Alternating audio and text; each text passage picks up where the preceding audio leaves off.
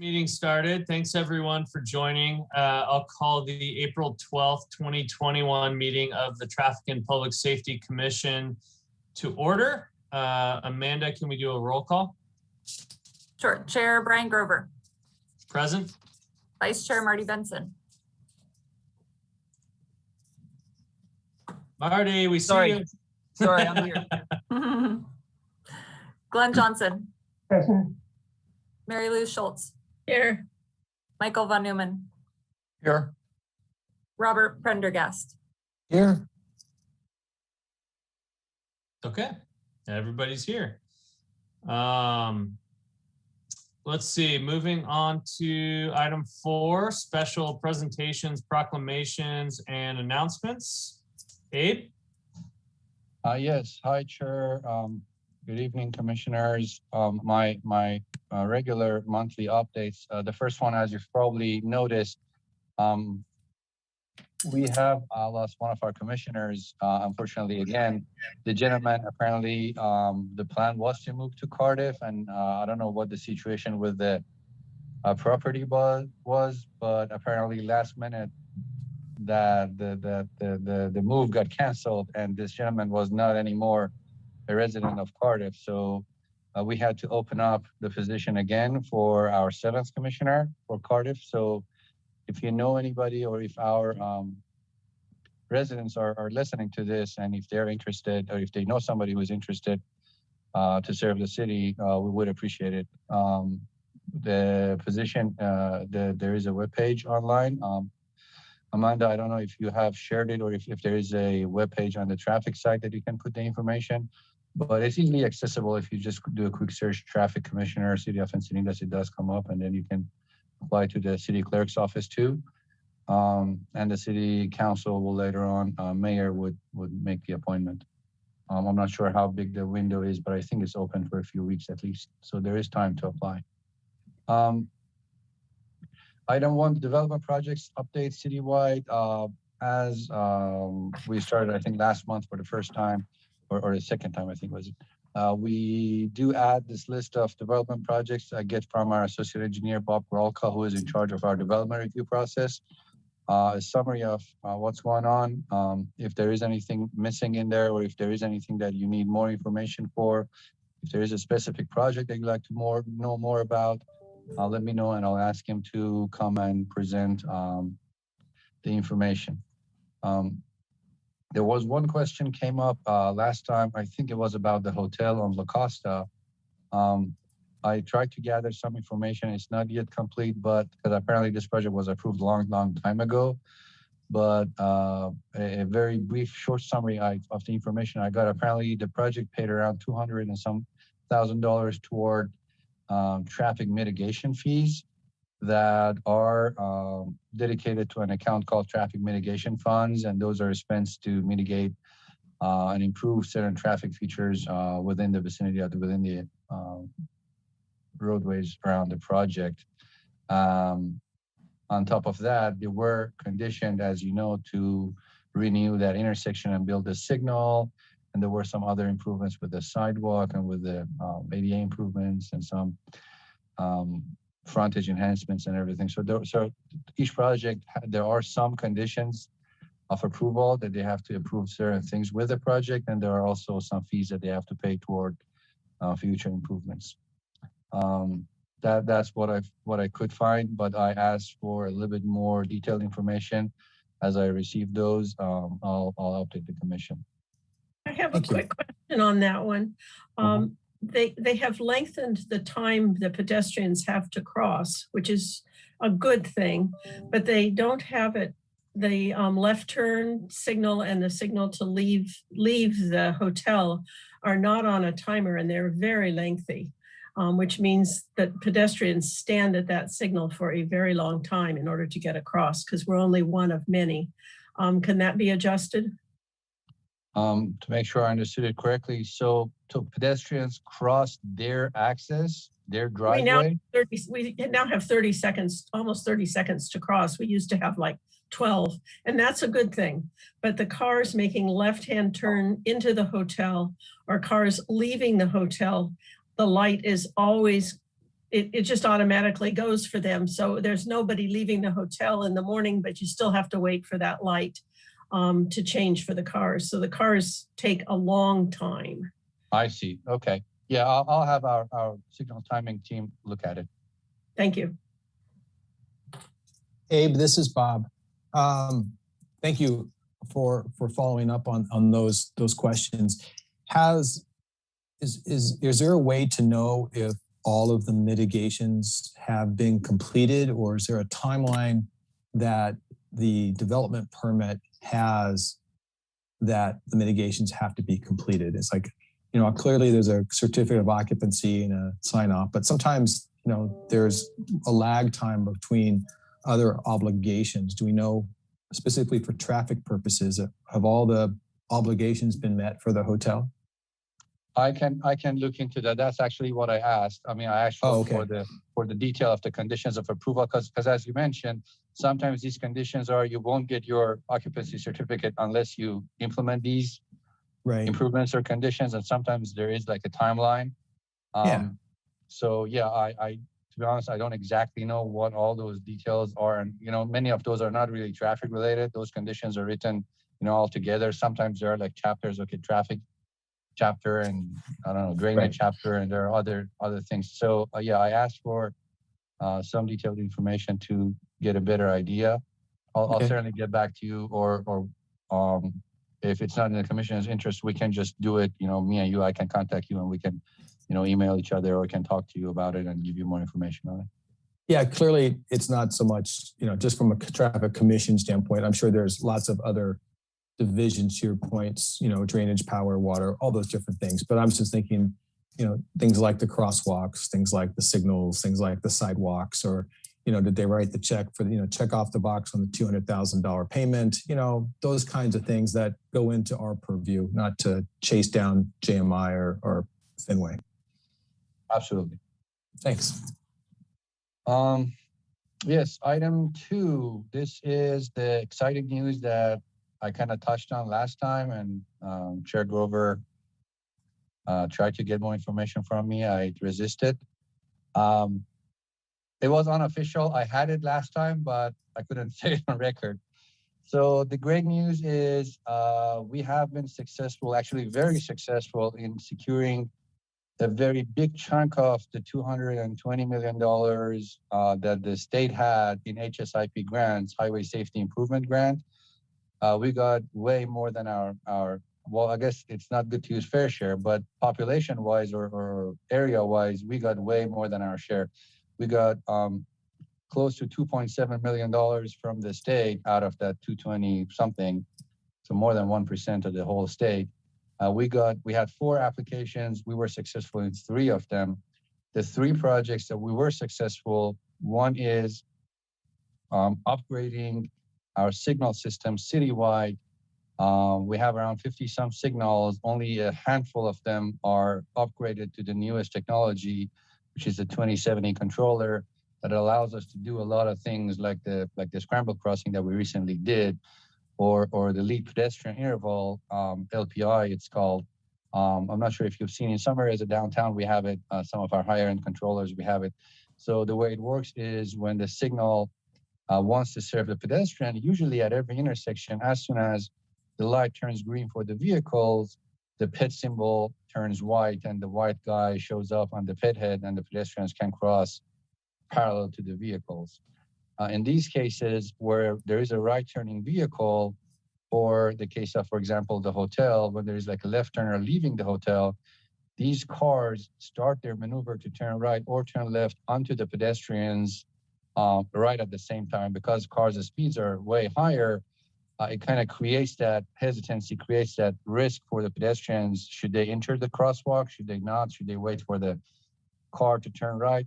So the LPI, depending on how we time it, gives the pedestrians a few seconds in advance of that green turning up. So the cars are still on red while the pedestrian gets their white symbol. So they walk into the crosswalk and a few steps in, then the cars get their green. And at that point, the pedestrian has already occupied the crosswalk, and legally the vehicles are not allowed to encroach into that space. That space is now belongs to the pedestrians. So to be able to implement this in different areas of town where we can benefit from it, we had to upgrade and we had to build a case for ourselves, which we did, and we were able to get $1,234,000 from the state with not a single cent of match. So many grants, they require cities pay a certain percentage as a match, and this one, the match is zero. We are getting $1,234,000 to upgrade all of these 48, and we can improve our crosswalks with them, the ones that are not high visibility. We have been doing those, but the ones that are still left, we can upgrade all those to high visibility crosswalks. Any kind of extra signage and any kind of extra improvement basically that we need for those, we can use this grant to do that. And obviously I'm thinking about, we had some conversations about other scrambles in the hotel intersection. We had some ideas about other areas of town. We certainly can use this money for doing that.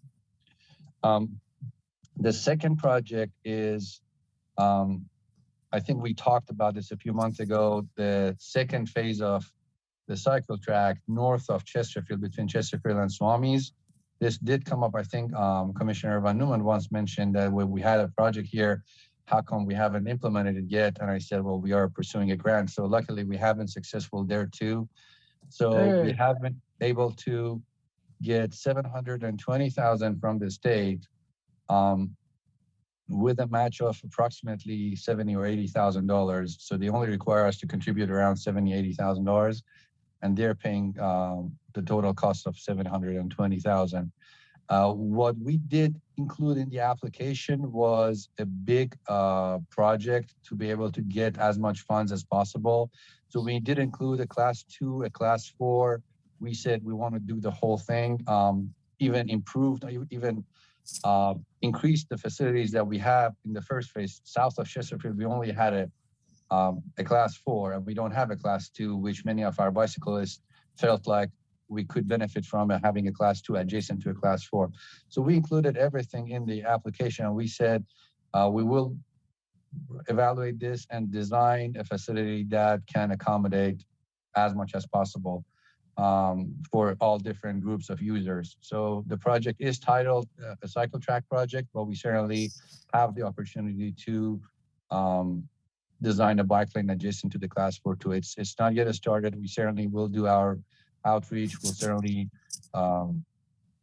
do as much as we can to get the most, accurate impact from the interested parties, different groups, and we'll go from there. But the good thing is now we have the money to slurry and restripe, and we're not really restricted by the concerns that we had last time, which was budget. We didn't touch the median last time, if you recall. We didn't touch the edge of the sidewalk. There is a berm right south of Swami's that is currently kind of a mixed use. Some people use it to ride, some people use it to walk. We didn't touch that one because it was costly, but this project can allow us to basically create a clean slate for us between Swami's and Chesterfield and do a new clean striping. That is the second one. The third one, which is also a very, very, it's not a 100% traffic project, but I guess very, very excited about that too, is the Cardiff State Beach parking lot. We got close to $780,000 with a match of, I think, $80,000 or $90,000 to build a retaining wall and a sidewalk to connect the State Beach parking to Solana Beach. So there will be because right now, a lot of people who come from Solana Beach or even our own residents, when they want to walk, they have to get out of the parking and then use the cycle track. They have to walk in the cycle track to get to the Solana Beach. Solana Beach has a sidewalk until their city limit, but we don't have anything on our side. This project will build a wall, design a wall, build a wall, and build a sidewalk, connecting that parking lot access to the city limits. So these are the three projects that we got, and we have to start working on, the process, Caltrans paperwork, and accepting the award, and then accepting the design money and starting. And obviously, when the time comes during the design process, we'll come back with. The sidewalk one. If commissioners are interested, I'll certainly come back. But that's more of a civil CIP project. I'll I talked to our city engineer and he was kind enough to allow me to just pass this to our CIP folks to get a little bit workload off of us. But the two other ones, the signal upgrade citywide and also the cycle track, obviously, that one I will bring it back to commission at various stages of the design for your input and recommendation. Quick Any questions? questions. That's great. So that'll be done by July? Just kidding. Oh, by July, we can hopefully get the Caltrans letter that says you won. That's great news. That's great news. That's really good. Thank you. Yeah, huge. Yeah. Congratulations. Yeah, 2.7 million. That's not anything to laugh at. No, we were very successful. I actually had a bunch of calls from other cities that were kind of surprised that like we were able to get this much. We certainly like the city asked, we were kind of like one of the smallest cities around, and and in the state as well. There were I think 190 different cities that applied, and out of 190, we got more than 1%. So, and many of them are very big cities, and they were applied for multiple projects. Well, that's great. So yeah, more on that to come in the future. I'll certainly come back with more updates as we move forward. The South 101 improvements, the commission directed us to put this as a standing item in my monthly presentations. We are still waiting on, unfortunately, on the bollards replacement. Apparently there has been like a nationwide shortage of plastic or something, and we're not getting new bollards for the whole cycle track to replace those and add those bus stops that were removed recently. But because of that, we haven't been able to stripe those two bus stops and then fix the Las Olas right turn right hook situation. So, but yeah, those are still on the list, and we're just waiting for the bollards to arrive so that we can continue. But yeah, go ahead with the question. Quick question. So can we move ahead? Can the city move ahead and at least add the additional pavement legends, the speed legends, and the bicycle may use full lane paint? Because every month that we're delayed is another month where it's less safe. And cars are still treating that area as a super high or a highway and going fast. And as Sergeant Siegfried would say, they went out one day and they like in a short period of time issued 12 speeding tickets on that area. So a lot of motorists are not aware that the speed limit is 35 and that bicycles can use a full lane. We certainly can do that. Yes. Last update. I mean, the thing is, they never told us. By they, I mean the company who was supposed to give us the bollards. They never told us it's going to take 3 months. Every time we asked, they said 3 weeks from now. And last update was May 3rd. So I just hate to bring in the contractor 2 or 3 times, because if we bring them more than once, we have to pay them, for mobilization and everything. But I'm with you. I mean, it seems like we are kind of being, postponed. That every three weeks we ask for an update, and they say give us another 3 weeks. So yeah, we might as well go out and do the stuff that can be done in the traffic. Yeah, that might be good with summer coming up and everything, and we're no doubt going to have even more traffic. Okay. So I think that would be a good idea. Appreciate it. North Coast Highway 101. This item is going to the City Council on 28th. It was this item with the phase 1. I'm sure you've noticed the construction going on for phase 1 on the streetscape.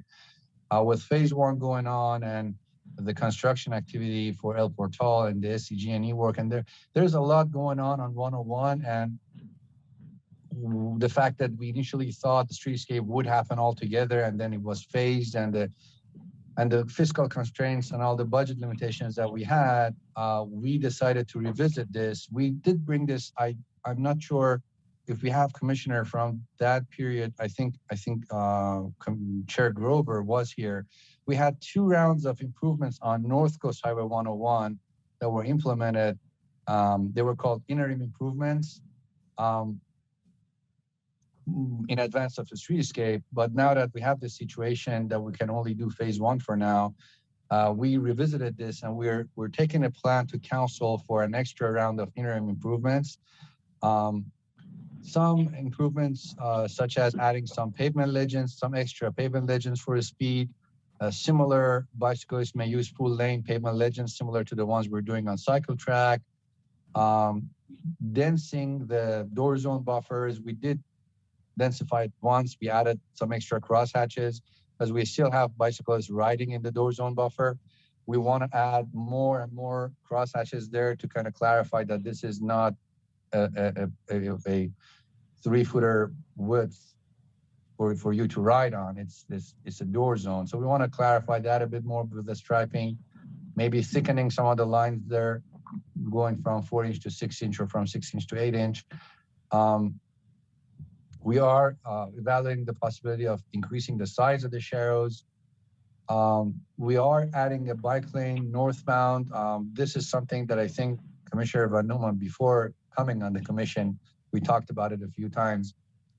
Certain stretch of the roadway, mainly south of Lucadia Boulevard, we do have an edge area that is kind of tight, but it's not marked. It's not an actual bike lane. But when we revisited this, we noticed that we have room by shrinking the lanes and moving the lanes toward west to open it up enough to have a clean bike lane all the stretch of North 101 from Encinitas to Lacoste. So with this round of interim improvements, we want to introduce that northbound bike lane. We can't have it on southbound, but we can have it on northbound. So we thought it's an opportunity. So some improvements, they're not like very major, but there's still improvements. We're narrowing lanes. We're dropping an extra ½ a foot in some areas that we didn't paint last time. We're doing an extra ½ a foot of narrowing. Widening the buffer, the door zone buffer in certain areas by another ½ a foot or 1 foot. So we are doing some improvements. Certainly won't look like a totally new project. If you come back 6 months from now and look at it, it would look very similar to what's out there. But it's incremental improvements and we think the city can benefit from it. Certainly the fact that phase 2 and phase 3 of Streetscape will not happen very soon. And I see the bike lane for northbound as the biggest advantage of this interim. This is going to council on the 28th. Great.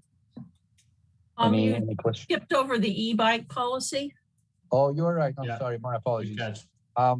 So the e-bike, we contacted our risk management team and our city manager's office. And what happened is apparently our Parks and Recreation Commission has expressed interest in creating some sort of ad hoc joint committee with our commission to create some sort of a policy for the city to the level that is obviously implementable. We cannot create, regulations that is not enforceable. But Amanda, can you clarify, did they ask for names, like nominations from our commission? Do they want to have like a joint meeting? Did they tell you like what they exactly want from this joint meeting, from this joint group? Yeah, they just wanted to meet with some members who were interested from the commission is what I was told. Do they have their own nominees? Mm-hmm. The vice chair, I think maybe her Okay. last name was Brady. So Chair, if this is something that we can talk during the commissioner's corner, maybe we can have some sort of a subcommission formed and then introduce the two groups together and have, and I'm sure we would need our sheriff's office help too if these two groups want to come up with a policy for the city that one way or another would find itself into the Muni Code. We would need our sheriff's office blessing too. Yep, sounds good. Okay, so we'll come back to this during our commissioner's corner. Then Commissioner, at the beginning of the agenda was land development projects. And you didn't talk about the one on Melba or about the one on Vulcan Avenue. Or there been anything happening there?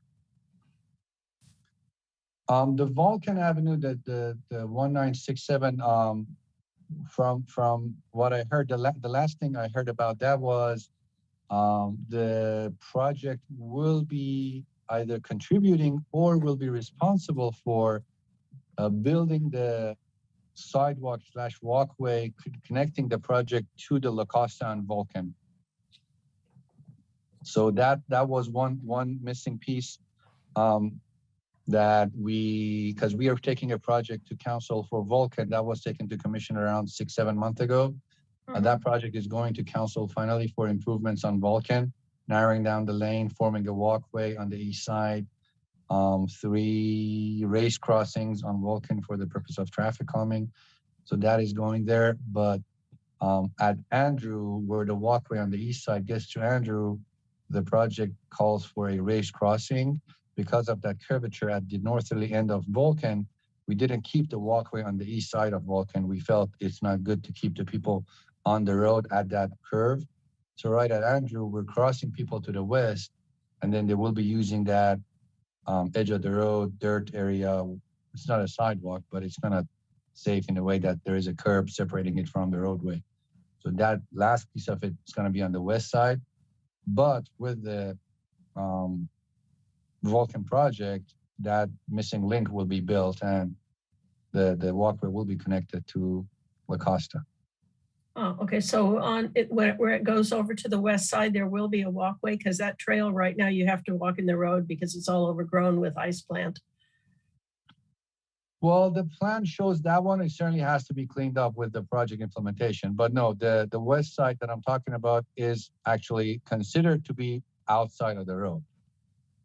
But I do know the problem you're talking about.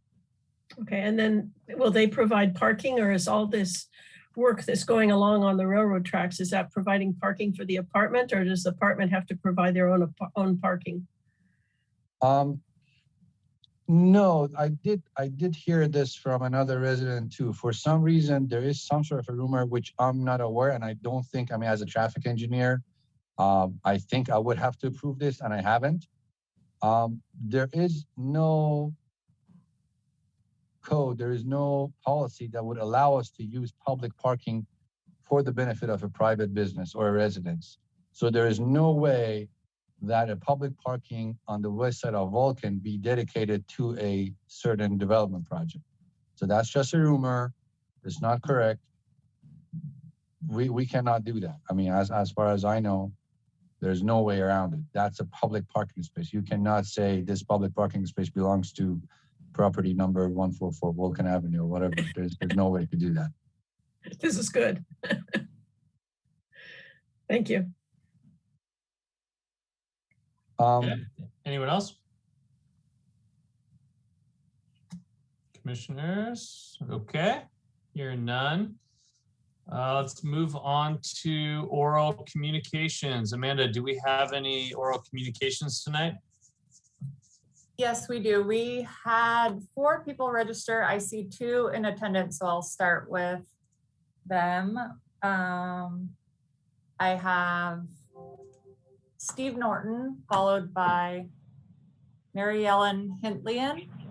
So you'll have 3 minutes to address the commission, and I will unmute you now, Steve.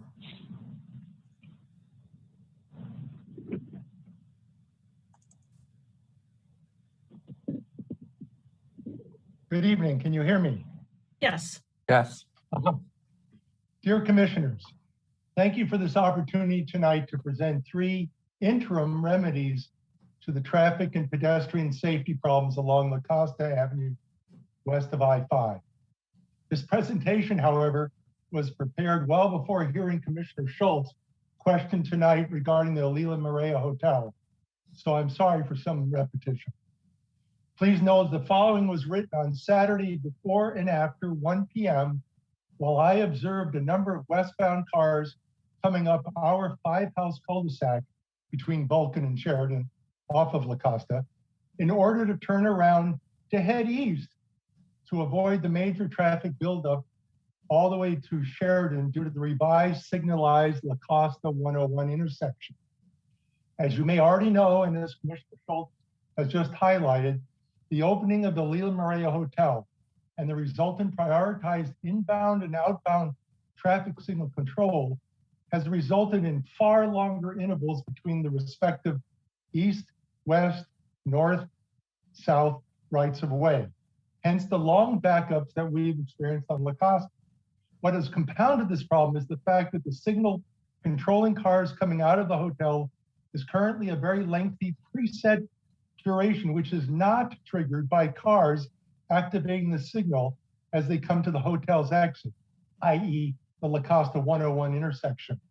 So my first remedy, the city should, as Commissioner Schultz mentioned, require the hotel to install, or maybe it's the city's responsibility to install the appropriate pressure sensitive signal activation device in their very short driveway so that the current incredibly long, at least 40 seconds we guess, preset green light for non-existent exiting cars is eliminated. Obviously, the light should only turn green when there are cars actually wanting to exit. My second remedy, I suspect that the installation of the always stop control, the AWSC, that's going to be discussed later tonight, or roundabout or signal, and of course an appropriate crosswalk at Vulcan and Lacoste is unfortunately not likely in the near term due to, among other things, the ongoing discussions around the proposed apartment complex at 1967 Vulcan. In light of that and the fact that excessive speeds continue on Lacoste, especially in the eastbound lane where there are fewer traffic flow downs, and importantly, is immediately next to where we as pedestrians walk on the road. I recommend that the city move quickly to install preferably 3 different traffic calming devices in both the east and westbound lanes along the short stretch from I-5 to the 101, as are now being installed on the 101 south of the Lacoste intersection. Given the uncertainties over the reclassification of Lacoste as a 2-lane road, this is an appropriate immediate action to be taken. Lastly, once again, the feeble temporary fencing to prevent vehicles from driving onto the Surface Point property from Lacoste just before the 101 intersection has been intentionally shifted. Consequently, over the last few days, we have observed a number of cars and pickup trucks jumping the recently installed concrete curb in order to access the property. Not only is it dangerous when someone attempts this move because of cars coming up from behind in order to turn right on the 101, but it's even scarier when you see a vehicle trying to merge back onto the Costa from the littered, dirty dirt property. So my final remedy, since any renewed effort to develop that property is a long way off, the city must insist that the current property owner install an immovable, yet attractive, hopefully, barrier so that we do not see yet another accident at that intersection. Thank you for your consideration of these suggestions. Steve Norton. Thank you. Okay, our next speaker is Mary Ellen Hintlion, and then we have Christine Schindler.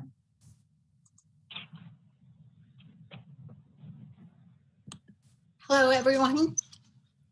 I want to thank you, commissioners, for your time.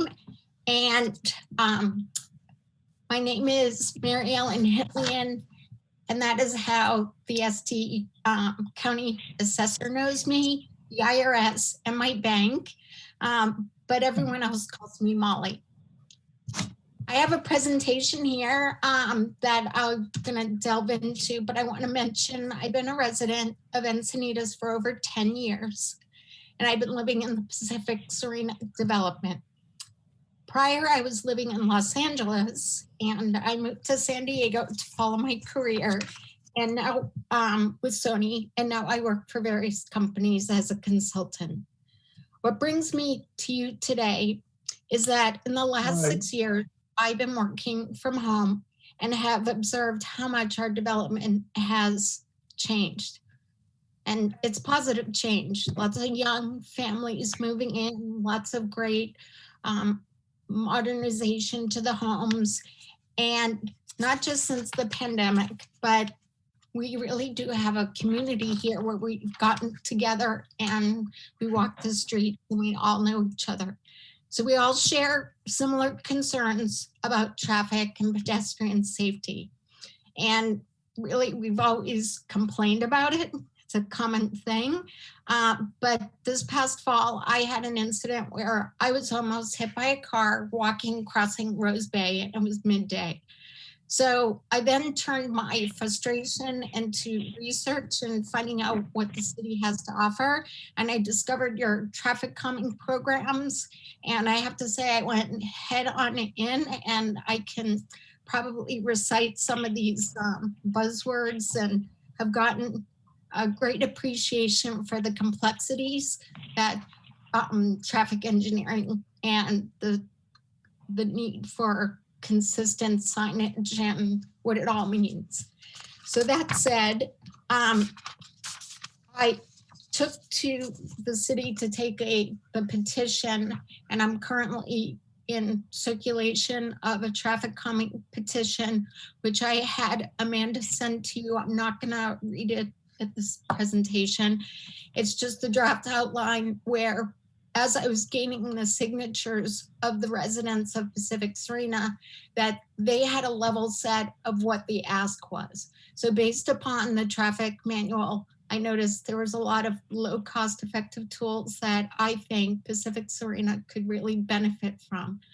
So that said, I just want to quickly go through a few slides here, minding my time, and kind of give you an overview of our development. Next slide. So I may be wrong, but I counted 384 homes, but on a realtor's site, I saw that there were 388, but given a 4-home delta, it's not that big of a deal. Our development is 10 streets, and we've had a baby boom. On Fraxinella Street, the street I live on, we've had over 26 kids under the age of 5 and younger. And then we have a handful of 6 to 10-year-old boys. So throughout the community, there's more young families with children. Additionally, on Fraxinella, we have 2 home-based preschools, Living Roots Preschool and Rainbow Gardens. Next. This was kind of when I went around to the, my various neighbors and residents, what I used to kind of highlight and get feedback on what issues they had. So while I might know my Fraxinella periwinkle concerns, turns out many people on Rose Bay had issue with periwinkle also being a blind sight to them as they head up to their home.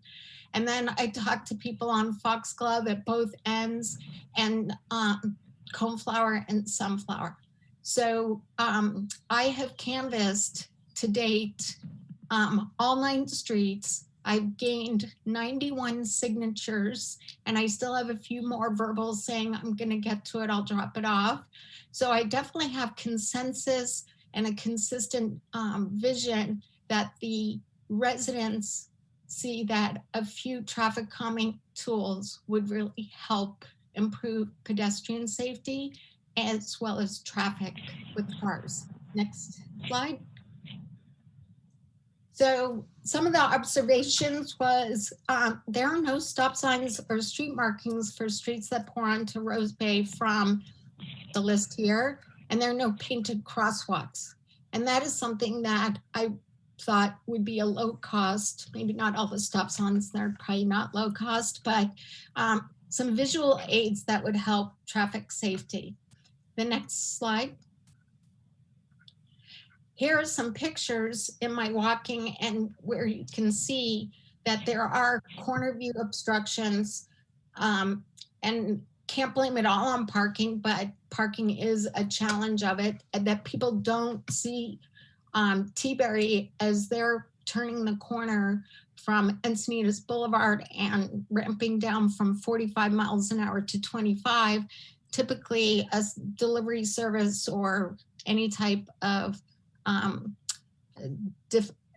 delivery driver that's not familiar with our neighborhood just really blasts on through. So a reason why I was talking about traffic calming painted guidelines. Next slide. And then here's an example, Rose Bay and T-Berry, and areas where there could be improvement for corner visibility for both pedestrians as well as cars. Next slide. And then Rose Bay at Snapdragon, similar issues, just kind of highlighting different times of day and just what a typical scenario is, but opportunities if there were some type of clear visible signage or painted guides. Next slide. Directional tools is my buzzword, I guess. And then here's where I almost got hit. So I was crossing Rose Bay at Sunflower, so I wasn't just darting out behind a car, and the person was going so fast that they couldn't stop. They had to swerve around me, which was kind of scary. Next sign. And then Periwinkle is an interesting street in that it's the only access into Frexenella Street. And with the two home-based schools, and when people park there, and it could be just service trucks or whatever, you know, doing lawn maintenance or whatever, it does cause visibility issues on the corner, entering and exiting Periwinkle. And then Rose Bay traffic can't see traffic exiting Periwinkle most of the time. Next slide. So Frexenella Street, a data point, I found out that we actually have the most amount of homes in the whole development. So Frexenella Street has 68 homes, Rose Bay has 56, and Coneflower 54.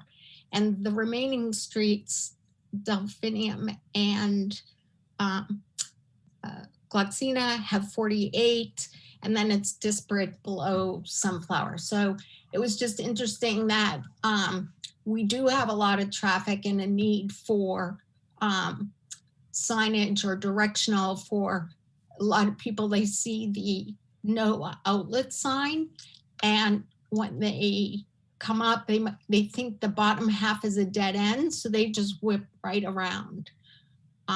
They don't pause or stop to look for traffic. Next slide. And so Rose Bay at Foxglove, when I talked to residents at the top of Rose Bay, some of their concern has been that traffic heading towards the trail has conflict with daily traffic that's turning for Foxglove. And again, it's sometimes unfamiliar drivers, delivery services, you know, their map is off, and so they're doing U-turns there. So it becomes an area of concern. So hoping this helps give you the visual aids. Next slide. And then residents on Snapdragon and Teaberry on the Delphinium side, while they have a stop sign, their concerns are, and it's pretty aptly taken here when I was walking, is that you really can't see traffic coming southbound on Delphinium until you're way out into the intersection. So the corner parking presents itself an issue even when it's, you know, the necessary 3 feet from the curb easement. Next slide. And here's an example where, you know, sometimes there's just an overrun of parking that just goes right out to the edge of the stop sign line, which makes for a challenge for visibility. Next slide. And then Sunflower to Coneflower, the lower half of the Coneflower residents and the Sunflower residents have concern with traffic that turns onto Sunflower, often cutting the corner really close and then having, you know, conflict with traffic exiting Sunflower at the Coneflower bend. And so there's multiple impacts for right-of-way as well as line of sight. Next slide. And then this is the opposite end of Coneflower, where Foxglove dovetails into Coneflower. The issue there again is delivery trucks or people speeding, and, you know, is there visual aids that we can provide, you know, painted line that helps delineate it's two-way traffic, and yield or slow or children playing. Not sure what the answers are. Right now, the petition, and next slide, I guess, is making you aware of our concerns and that I have an outline of a current petition. The residents here are very open for solutions.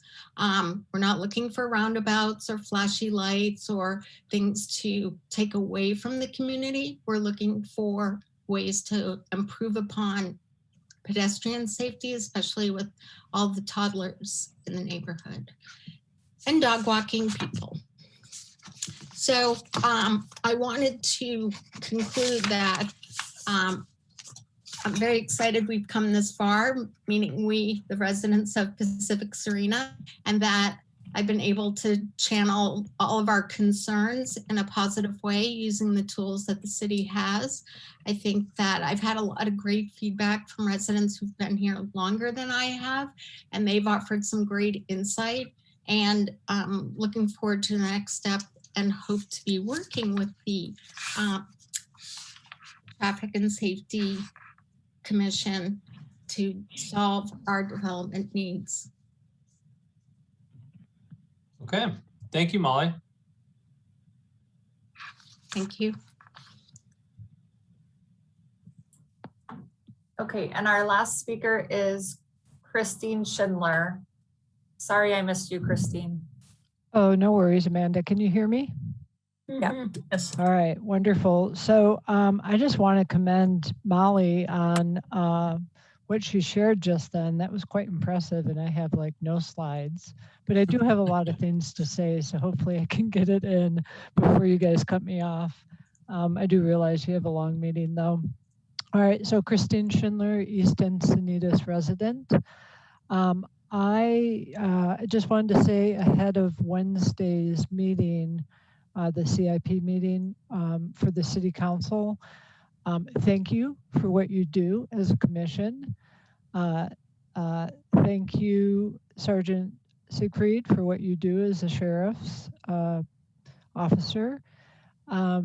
Thank you, city staff, for what you do, and for that matter, though they're not listening, the mayor and the city council, because who knows what Wednesday will be like, but all of you guys will probably get beat up in some respects. So I'm just appreciating you today, not really knowing what's going to happen on Wednesday. But in particular, I want to acknowledge Ed and Ian and Abe and Amanda for what they do as part of the traffic engineering group that supports everything we are able to get done on our roadways in Encinitas. So Molly was really well spoken and had a lot of good information, and I love the fact that she's doing traffic calming. I almost lived in Pacific Serena and I'm pretty impressed. So thank you for listening to her, and whatever you guys can do in the future to kind of move some of that forward. And I don't even think, though I was multitasking, I don't think I heard her even say speed hump or speed bump. So I think they're evolved if they're looking at other traffic calming measures. 2021 virtual cyclovia Encinitas. I just wanted to bring it back up, especially for the new commissioners who may not know about it. So last year we had this awesome open street event, and then COVID hit, and now we're doing a virtual event, and Brian Grover, Commissioner Grover, is on the planning group, as am I. And we have some exciting things that are coming for May Bike Month and forward from there. So just wanted to make sure that you're checking out the city website and the Facebook page and other ways of hearing about those activities. I also wanted to tell you I saw a sheriff volunteer patrol back out. I think that means we're making progress with the pandemic, and the patrol volunteers have been vaccinated and they're out back on the street. So we've had some break-ins and some problems in my neighborhood, and they were actually driving around my neighborhood. So I'm drafting a message right now to the Sheriff's Department to thank them. So the other thing I wanted to mention is paint on the paint on the pavement projects. So we're calling them POP projects. You know, Abe mentioned that Leucadia Streetscape Phase 1 is up and going, and that's exciting, and El Portal undercrossing. For the rest of Leucadia, you know, there's a big opportunity there to do paint on the pavement improvements because streetscape is very expensive and so many uncertainties about the additional phases. So I'm writing to Abe and others will be as well, including the council, to encourage more of those types of projects where you're just making wider bike lanes, buffered bike lanes, crosswalks, other things that can bring safety to the corridor. If you don't know me by now, I will be coming back to this commission on occasion to talk about safe routes to school, because that's one of my interest areas and where I like to spend my time and efforts. So at this point, we're giving Councilmember Kelly Hensey some feedback about some projects that they're discussing in the school liaison meetings with the traffic engineers.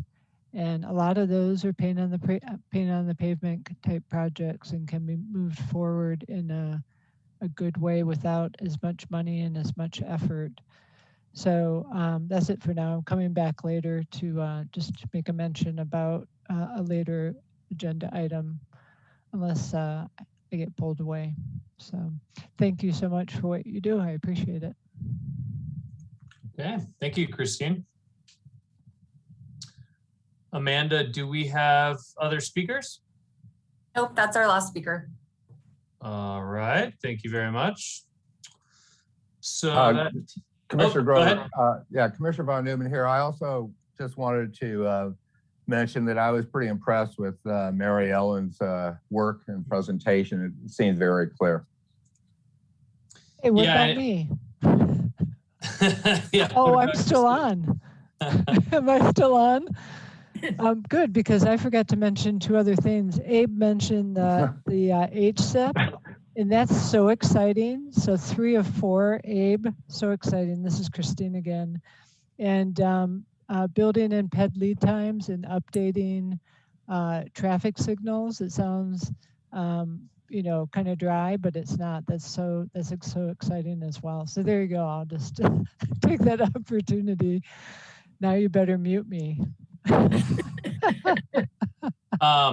No, thank you, Christine. And another thing that I just want to mention, if Molly or any of the other public speakers are still listening, you know, it often sounds like we just listen to you for 3 or 4 or 5 minutes, and then we say, okay, next speaker, and you know, what the hell, nothing's happening.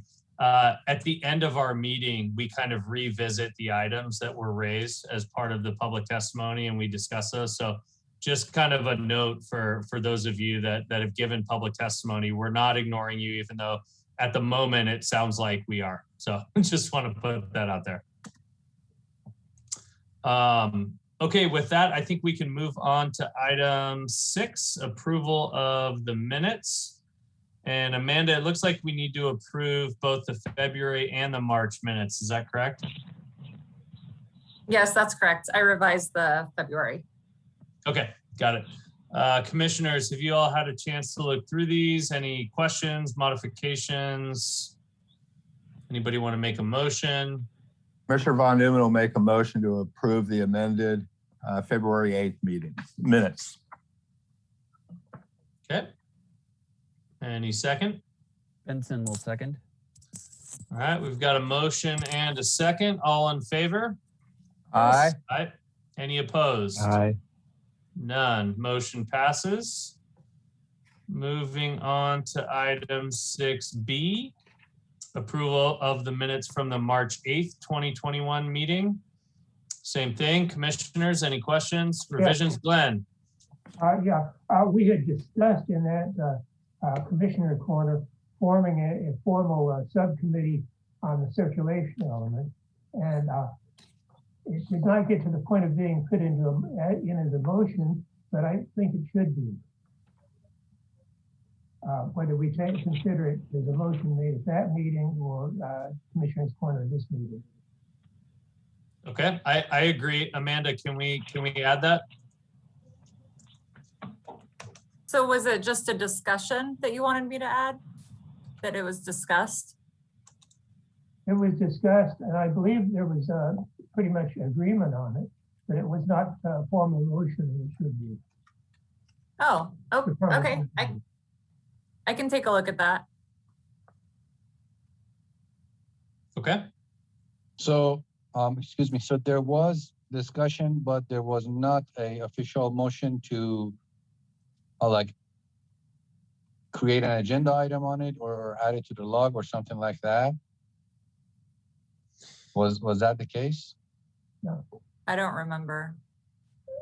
Question. Because if there wasn't any action associated with it, that was the direction we got from the clerks, that it doesn't need to be included in the action minutes. Yeah. Right. Question. Yep. Does a vote to form a subcommittee require it to be agendized at a previous meeting? Or is that something small for the commission? I'm sorry, I didn't catch the question. Is it necessary to form a subcommittee to put it on the agenda for a future meeting, or can you do it at one meeting? Is the question? I Go ahead. think what we can do is at this commission's commissioner corner, because I think we added something to the log about this too, about the circulation element too. So we can discuss it then, or maybe at the commissioner corner, bring it up and officially add something to the log to form a subcommittee or something like that. Yeah, I think what we need to do, because I agree with Glenn, you know, we formed an ad hoc subcommittee in that regard. We might be forming an ad hoc subcommittee, a joint ad hoc subcommittee with the Parks and Rec Commission on the e-bike issue. I think for any subcommittee that we have, we should have a standing agenda item where, you know, if there's updates, we give updates. If there's not updates, we just move right on through it. We can talk about this more in Commissioner Corner. Okay. But I think that'll solve kind of the problem of, you know, us losing track of what's going on in any subcommittees. Yeah, I can add a line to my presentation lines, like city traffic engineers updates, and then before or after that could be like subcommission or subcommittee updates on e-bikes or circulation element or something like that. Okay, that works. Glenn, does that work for you? So to have a subcommittee report as an agenda item, okay, that works. Not much seems to be happening on the circulation element this time, what with COVID around, but I'm sure the contractor is still diligently working on what they think they're doing, and I'm sure they're billing at the proper rate. And people want results. They want to see results. Okay, so minor modification to the March 8th minutes. Amanda, it sounds like you're clear on this little tweak. Can we approve the minutes with that modification? Sure. Okay. The motion Anybody would be else? to approve the minutes with the change. Okay. Commissioners, anyone else? Any modifications, questions? Okay, well, No. I'll make a motion that we approve that one with Commissioner Johnson's modification. Second. Commissioner, oh, go ahead, Mary Lou. Okay, we've got a motion that I made. Commissioner Johnson made a second. All in favor? Yes. Aye. Aye. Any opposed? Aye. None opposed. Okay, we've passed 2 sets of minutes. Moving right along. Item 7A, stop sign modifications. Abe. Yes, Chair. This is a item that Ian Barr, our engineering specialist, will present. Actually, both of our items tonight, Ian will present. All right, let me get this set up. This is Ian Barr, traffic specialist. Here we go. Shift. Let's see. Okay, can everyone see this? Yes. Yeah. Awesome. So this is item 7A, stop sign modifications at multiple locations in the city. This is a pretty lengthy PowerPoint, but I assume everybody read the agenda report and a lot of slides. I can kind of go through them pretty quickly, but yeah, so here we go. So the background. So on June 17th, City Council directed staff to conduct a study and evaluate an always stop control at the following intersections. We have Via Cantabria and Target Driveway by that Leo Mullen Park. And then we have Lacoste Avenue and Vulcan Avenue. So also we received additional requests from residents to evaluate an always stop and minor street stop control at the following intersections below. So we have Paseo de las Flores and Cypress Hills Drive at Jensen Court. That was for an always stop. Number 4, Berkshire Avenue and Somerset Avenue. That was also an always stop. And then number 5, Orpheus Avenue and Glaucus Street. That was a request for a stop sign just for the minor street, which would be Orpheus Avenue. And very similar to that, Bonnie Bluff Court and Blue Heron Avenue, we had a request to evaluate for a stop sign along that minor street, which was for Bonnie Bluff. And then number 7, we also evaluated the removal of stop signs at the following location, North Coast Highway 101 and Marcella Street. So a lot of locations, we'll go over each one here. We'll start with the always stop control locations. So these 4 right here, Via Cantabria and Target, Lacoste Avenue and Vulcan, Paseo de las Flores and Cypress Hills, and then the Berkshire Avenue and Somerset. I'll go over quick the always stop control criteria. I'm sure we've all become familiar with this. So this is section 2B07 of the MUTCD criteria, and it goes over volumes, collisions, other items like line of sight, left turn conflicts, pedestrian movements. So we'll dive more into that. If we take a deeper look at volume, it states that the vehicle volume entering the intersection from the major street approaches, the total of both approaches, averages at least 300 vehicles per hour for any 8 hours of an average day.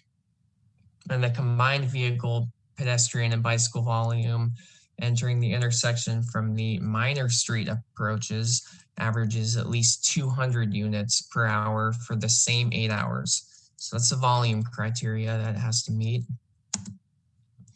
The sight distance criteria from the MUTCD states that locations where a road user after stopping cannot see conflicting traffic and is not able to negotiate the intersection unless conflicting cross traffic is also required to stop.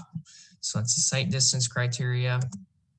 This is the table we use from the Highway Design Manual 6th edition that goes over the posted speed limit and kind of the required stopping sight distance needed at the intersections. Okay, so here's the first one out of the 4 always stops that we evaluated. So Via Cantabria and Target Driveway. Here's an aerial. You got that Leo Mullen Sports Park on the right, and then that big building's Target, and then Via Cantabria is that main road going, I guess that'd be north and south, and then that Target Driveway, which gets quite a bit of volume right there on the left. So took some pictures. Bottom left one is the northbound approach along Via Cantabria, and the bottom right one is the southbound approach. And then these are the Target Driveway approaches, looking at both directions. So we collected some volume. It's a pretty heavily utilized road. So we took data on, this was a while ago, Monday, August 24th. And we found that the peak hours were from 11 to 7 p.m. And you can see that even just on one approach, via Cantabria averages over 300, or for the most part, 300 per hour during these 8 peaks. And then when you combine them, then via Cantabria easily meets that 300 minimum vehicle requirement for each of those peak 8 hours from 11 to 7.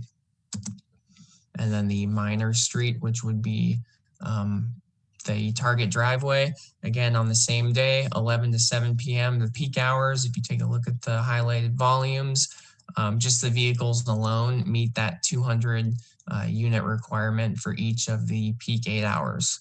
So as expected, Target gets a lot of volume, and it shows in this data. Almost matches via Cantabria, to be honest. So it did meet that volume criteria. So the second location, Lacoste Avenue and Vulcan Avenue.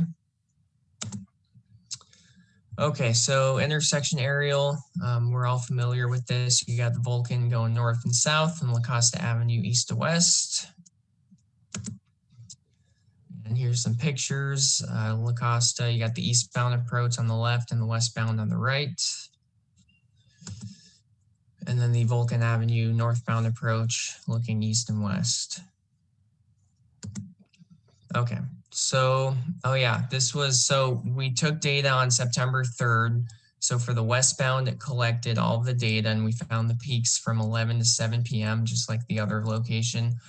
There was some technical issues with one of the data collection devices on that day for the eastbound Lacoste. I believe one of the data collection tubes we used kind of popped out, which could be due to just kind of repeated cars going over it, or maybe weak asphalt or something. But it did pop out. So we had to come back the next week, and we just wanted to collect data during the peak hours. It doesn't mess with the data too much because just the westbound alone meets the volume criteria, but we wanted to get it from both and have a full data set. And then also, if you kind of look down at the bottom, the 85th speed was 49 miles an hour. And we'll keep that in mind because one of the little fine print criteria states that if the speed is a certain amount, you can lower the volume thresholds. So we'll go over that in a little bit, but just from this, Lacoste Avenue did meet the 300 vehicle requirement during each of those peak 8 hours. So Vulcan, let's see. So yeah, we took it on September 3rd, peak hours 11 to 7. And so the criteria states that it needs to meet 200 units per during these peak hours. And so what we found was because if you look at item 3, section 2B07, if the 85th percentile approach speed of Lacoste Avenue in this case exceeds 40 miles an hour, the minimum vehicular volume requirements only become 70% of the values stated above. So the initial, I guess, criteria for that minor road would be 200 units, so peds, bikes, and vehicles per each of the peak 8 hours. But now because Lacoste, that 85th was way above that 40 miles an hour, drops to 70%. So now we just need 140 units for each of those peak 8 hours along Vulcan Avenue. And just if you look at the data highlighted above, just from vehicles alone, it met that. At this location, just from the volume data we collected, it does meet that volume criteria and it does warrant an always stop. But I do have to say there is a lot of talk at this intersection. We've got, the signal design we've taken a look at, which is still pending. We've had talks about the roundabouts. We have the sidewalk projects and the development projects. So we're not, proposing that this isn't like a, official and final and everything. What we're doing is we were asked to evaluate this location and kind of giving you guys options. We from this data, it does warrant an always stop, but nothing's final. We just want to bring it to your attention. And I'm sure when I'm done with this presentation, this location will probably be one of the one of the hot topics to talk more about. So yeah, so I'll continue. But from data alone, from the volume data, it did warrant an always stop. Okay, the third always stop location we looked at was Paseo de las Flores and Cypress Hills Drive, Jensen Court. So here's the aerial. It's kind of by that Encinitas Ranch golf course. So Paseo de las Flores goes east to west, and that north leg you got Jensen Court, and south leg you got Cypress Hills Drive. And then some pictures of the approaches. These are the Paseo de las Flores approaches, east and westbound. And then the Cypress Hills Jensen Court approaches. They look pretty similar. Both have the stop signs. So we took a look at the line of sight at this location. And so based on that table 201.1 from the Highway Design Manual, these roads need 150 feet. The residential 25-mile-an-hour roads need 150 feet in that required line of sight distance. When we went out there and measured, took videos and pictures, we only found that we could see about 110 feet, which is kind of about where that mail truck is, if you can kind of see in that picture. Because that house has, a little wall and some plants, and it does kind of hinder some of the line of sight. So per option C of the MUTCD, section 2B07, an always stop control is allowed to be implemented at an intersection, like I said before, where a road user after stopping cannot see conflicting traffic and is not able to make a safe maneuver. And that's also too what we're looking at in the picture. It's kind of a little bit of a downhill. So vehicles kind of come down there and do gain a little bit of speed. So when I went out there, the only way I could see is if my vehicle was pretty much covering that whole crosswalk. So from that alone, that line of sight would warrant an always stop. Number 4, Berkshire Avenue and Somerset Avenue. Just to the right of the picture is the always stop we installed last year at Glasgow. And this is just to the west of it at Berkshire and Somerset. You got Somerset going north and south, and Berkshire Avenue is that east leg. So some more pictures. You got the Somerset Avenue approaches, north and southbound. And then you got the westbound approach along Berkshire Avenue. Okay, so this was another one where we took a look at the sight distance, as that was one of the main topics and concerns we got from residents that reached out to us in park or close to it.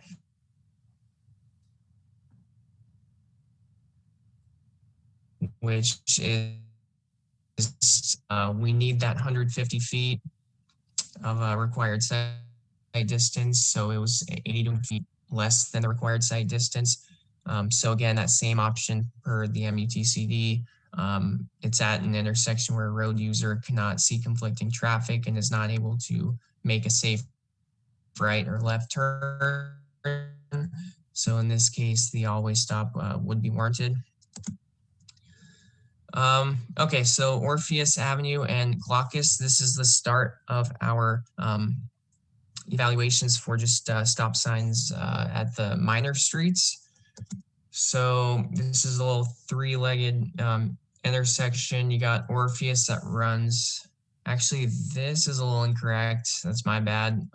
Glaucus is kind of to the west of this intersection, and Orpheus runs north past Starbucks, and then also where that call out is now.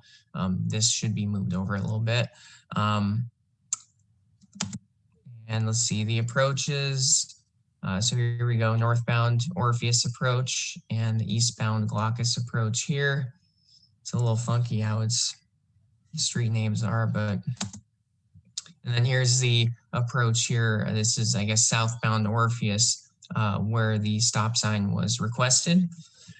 So per paragraph 3 of section 2B04 of the METCD, stop signs should be used at an intersection of a less important road with a main road, so minor and a major road, where application of the normal right-of-way rule would not be expected to provide reasonable compliance with the law.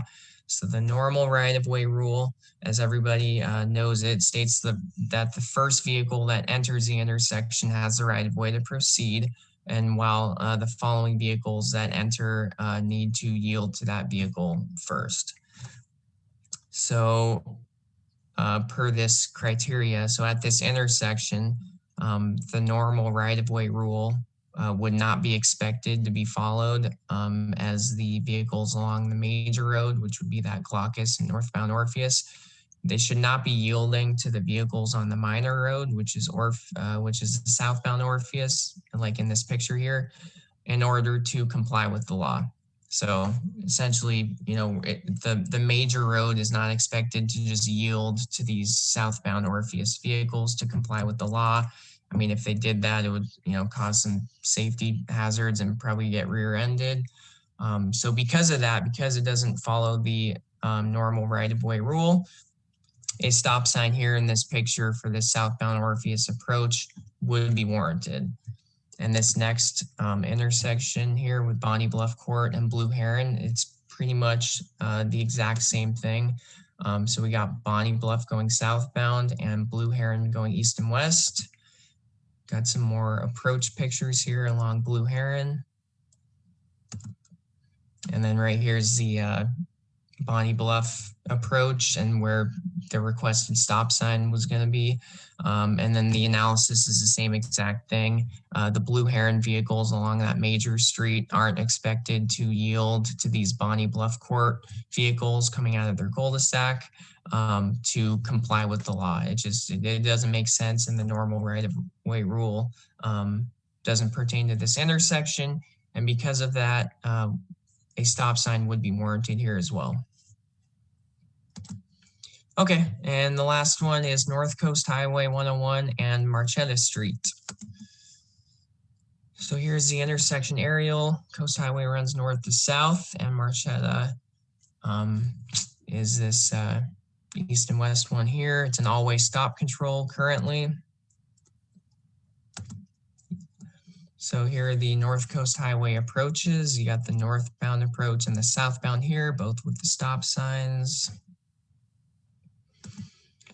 And then here's the Marcella approach. So I want to bring this up here because right now we got the Streetscape Phase 1 under construction, as you've probably all have driven by it by now. But here's a Streetscape design that City Council approved. So this is kind of what's being built. So you got a couple pedestrian improvements with the continental crosswalks and some flashing beacons. You got some buffered bike lanes and parking. And then the biggest thing is 1 lane in each direction. So right now, Coast Highway has 2 lanes in each direction. And what's at least this area of Streetscape is doing, and maybe the whole project, is narrowing it down to 1 lane for the north and southbound. So the Marcella vehicles that want to turn left or right, they would just have to cross over 1 lane.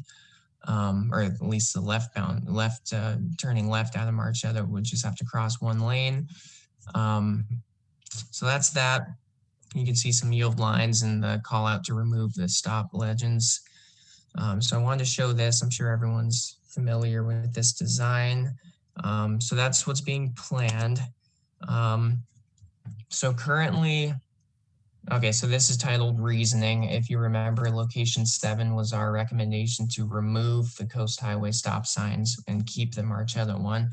So currently this intersection is an always stop control intersection. So recently City Council approved the Streetscape design that is currently in construction. That's why you see all the traffic control out there.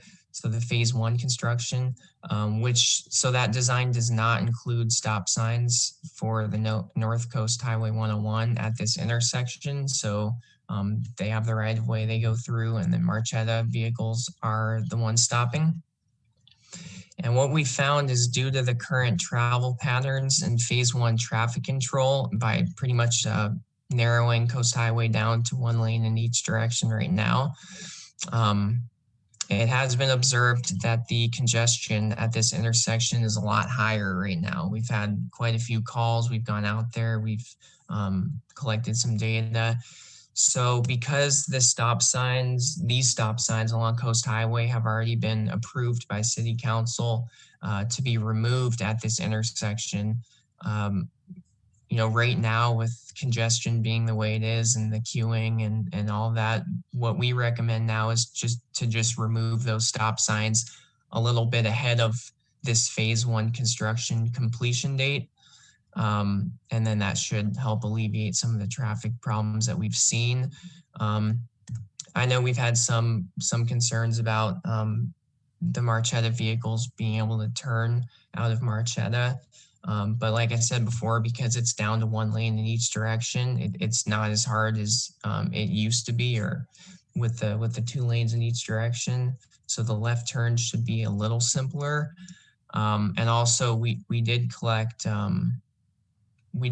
data as well, just kind of internally, and Marcella only gets maybe around 25 to 50 vehicles max per hour at that intersection during some of the peak hours of the day. So to have, Coast Highway vehicles, the thousands of them stop just for, maybe a vehicle there.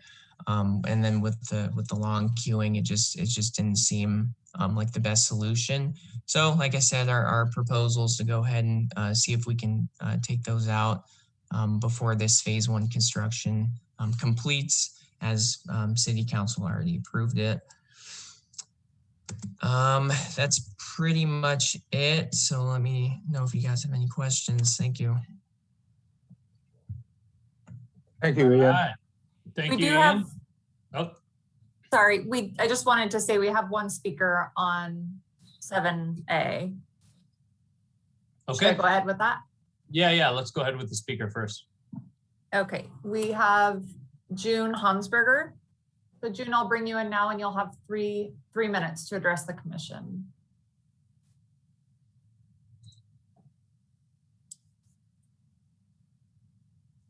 Hi, commissioners. Can you hear me? Yes. Yes, we can. Okay, super. So good evening, commissioners. Thank you for your work to improve our city, and your dedication is appreciated and noticed. And that goes for the engineers as well. I appreciate everything they do. It's really amazing. My name is June Hansberger, and I'm a 30-year resident of Leucadia. And I am reaching out tonight with a few questions and just an overall concern.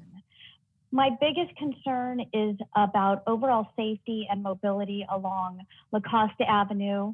In its current state, it is really not safe for cars, bikes, or people. And I know that the traffic engineer just explained that the stop sign he was just evaluating for Vulcan as one of the possibilities. I chose to speak on this for 7A just because I was concerned as to what was going on with the stoplight that had been designed. But it sounds like this was just another possibility. I did, about that stop sign, I did just want to point out that they also evaluated Sheridan maybe it was 6 months ago. And one of the reasons I really feel like Sheridan and Lacoste have that lower car count exiting onto Vulcan is because nobody can get out. You cannot get out from Sheridan and Lacoste. So I feel like those numbers are incredibly low because you just try to avoid that. If you live in this neighborhood, you try not to exit Vulcan onto Lacoste or Sheridan onto Lacoste because you can't get out. So I feel like if we improve traffic flow, you would see more cars exiting there. Anyhow, my concern, as I was saying, is the overall safety of Lacoste. And I'm sure you're aware, but a 2016 traffic impact study rated Lacoste Avenue an F. That was long before the new Alea Morea Hotel opened and before any of the new 5 developments that are all coming along La Costa were even proposed. So these new developments will create thousands of new car trips along La Costa. And La Costa is already backing up, and I'm sure you've seen it, and the other speaker tonight talked about it, from Highway 101 all the way to the 5 freeway.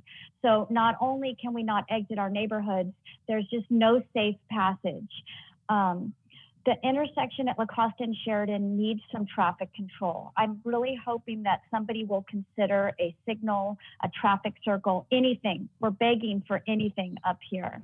We also need something on Vulcan. We just can't get out there either. So whatever anybody decides, we'll take it. I mean, personally, I think the roundabouts would be better because they really allow traffic to flow, which we saw on Lucadia Boulevard, which was, in my opinion, transformative for my neighborhood. I lived here before and after, and it's just a blessing to have them.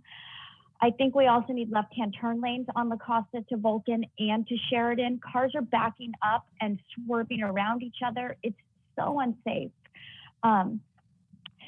I try to walk and run in those areas. We have no safe walking paths. We are in dirt, and as engineer, I'm going to mispronounce Abe's last name. I think it's Bandian, said that the Hotel Alea Morea paid $200,000 in traffic mitigation fees to the city, and it was put in a fund. Where did that money go? Can we get that money to make a safe passage along the La Costa Bridge there where we have no sidewalks? Or can it be something to help our neighbors get out of our neighborhood? I don't know where that money went. And I really wish that it was spent where it's most needed, which is on La Costa Avenue, which has had no upgrades or attention, yet we have 6 new developments. And I am not anti-development. The hotel is beautiful. What we need is appropriate infrastructure to support all of these new car trips and let us get out on foot or bike. We also, I'm sure you know, we do not have a rail crossing, and trying to access La Costa from our neighborhood is a death trap. That curve is awful. We're asked to walk in a dirt path, which Abe was describing tonight. Anyway, I know I'm taking more than my 3 minutes. My last little summary here is Northwest Lucadia is desperate for safe mobility in our corridor. We have multiple groups advocating and we still have nothing. We need all of La Costa Avenue to be evaluated holistically. And I'm hoping that you all will help consider a plan that takes everything into account and helps us flow better. I know the CIP is coming up. I appreciate your dedication to making our city safer, and thank you for listening to me and my concerns tonight. Thank you so much. Thank you, Jen. Thank you, Joan. Thank you so much. I appreciate you guys. I'll just keep listening now. Great. Okay, Amanda, no other public speakers, is that correct? Yes, that's correct. All right, so commissioners, let's discuss. Does anybody have any questions? I'll hold mine till the end. I'm guessing other people might have the same comments or questions that I have. Anybody? Okay, I'll go first. All right, I'll jump in. All right. First off, I want to say, Ian, you've been doing a great job on these tasks that Abe has given you. I just want to commend you for not just the analysis, but the way that you kind of simplified it and succinctly described it to us in 10 minutes. That's not an easy thing to do when you've got all these numbers and all this information. So very easy for us to digest. Thank you for doing that. I guess just to jump right to it, I agree with the assessment on just about every one of these intersections. I frequent that shopping center at Cantabria and the Target driveway. I've seen like 3 cars almost get hit there. That definitely needs some sort of stop control. La Costa and Vulcan, definitely needs stop control. My only question on that one is for Abe. I thought we were talking about a traffic signal there. Is this like some sort of interim stop sign that then becomes a signal? What happened with that? This probably is the hard question of the night. I always have one or two hard questions every night. This is the one for tonight, I guess. Trying to keep it short. After we had this signal approved at the commission level, as you recall, the warrants were analyzed and the warrants were met for the signal. The signal was designed, commission reviewed and approved, recommended to city council. At our briefings with the city council and also when neighborhood was notified about this signal, there were some comments about how about other options. As you've heard, roundabout did come up, and this roundabout option, due to the big number price tag that comes with it. I mean, the design of the roundabout is almost the same price of building a signal, let alone, building a roundabout and all the other constraints that we have there. However, the question was, has this been analyzed? And the answer was no. We have never analyzed nor designed a roundabout there. There was also another concern with the reclassification of Lacoste. A lot of residents, as you've heard tonight, and also other groups of residents contacted council and requested that the consultant that we recently hired for circulation element update takes an expedited look at Lacoste and come up with a plan for Lacoste in advance of the completion of circulation element, which might take, I don't know, a year and a half or something. How that can happen, we have had, by we, I mean, project manager is Jennifer Gates. A few of us who are trying to help her. We had a meeting with the consultant, and the consultant is trying to come up with a separate scope, like a baby scope of circulation element that would address Lacoste as a holistic approach, looking at everything that's going on there and how we can modify and improve Lacoste. Because one concern that we're hearing a lot is their sidewalk too. Now, we cannot build a sidewalk for the current cross section because this is not the correct cross section.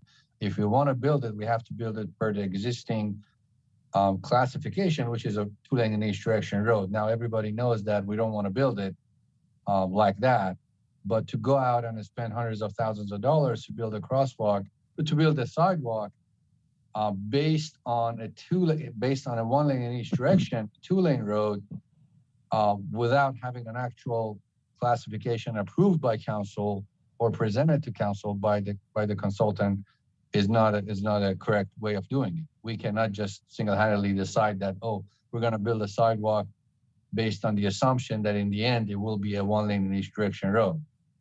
Is it going to have a 2-way left turn lane in the middle? Is it going to have a bike lane? Is it going to have a buffer? What is the cross section? We don't know where that sidewalk will end up being.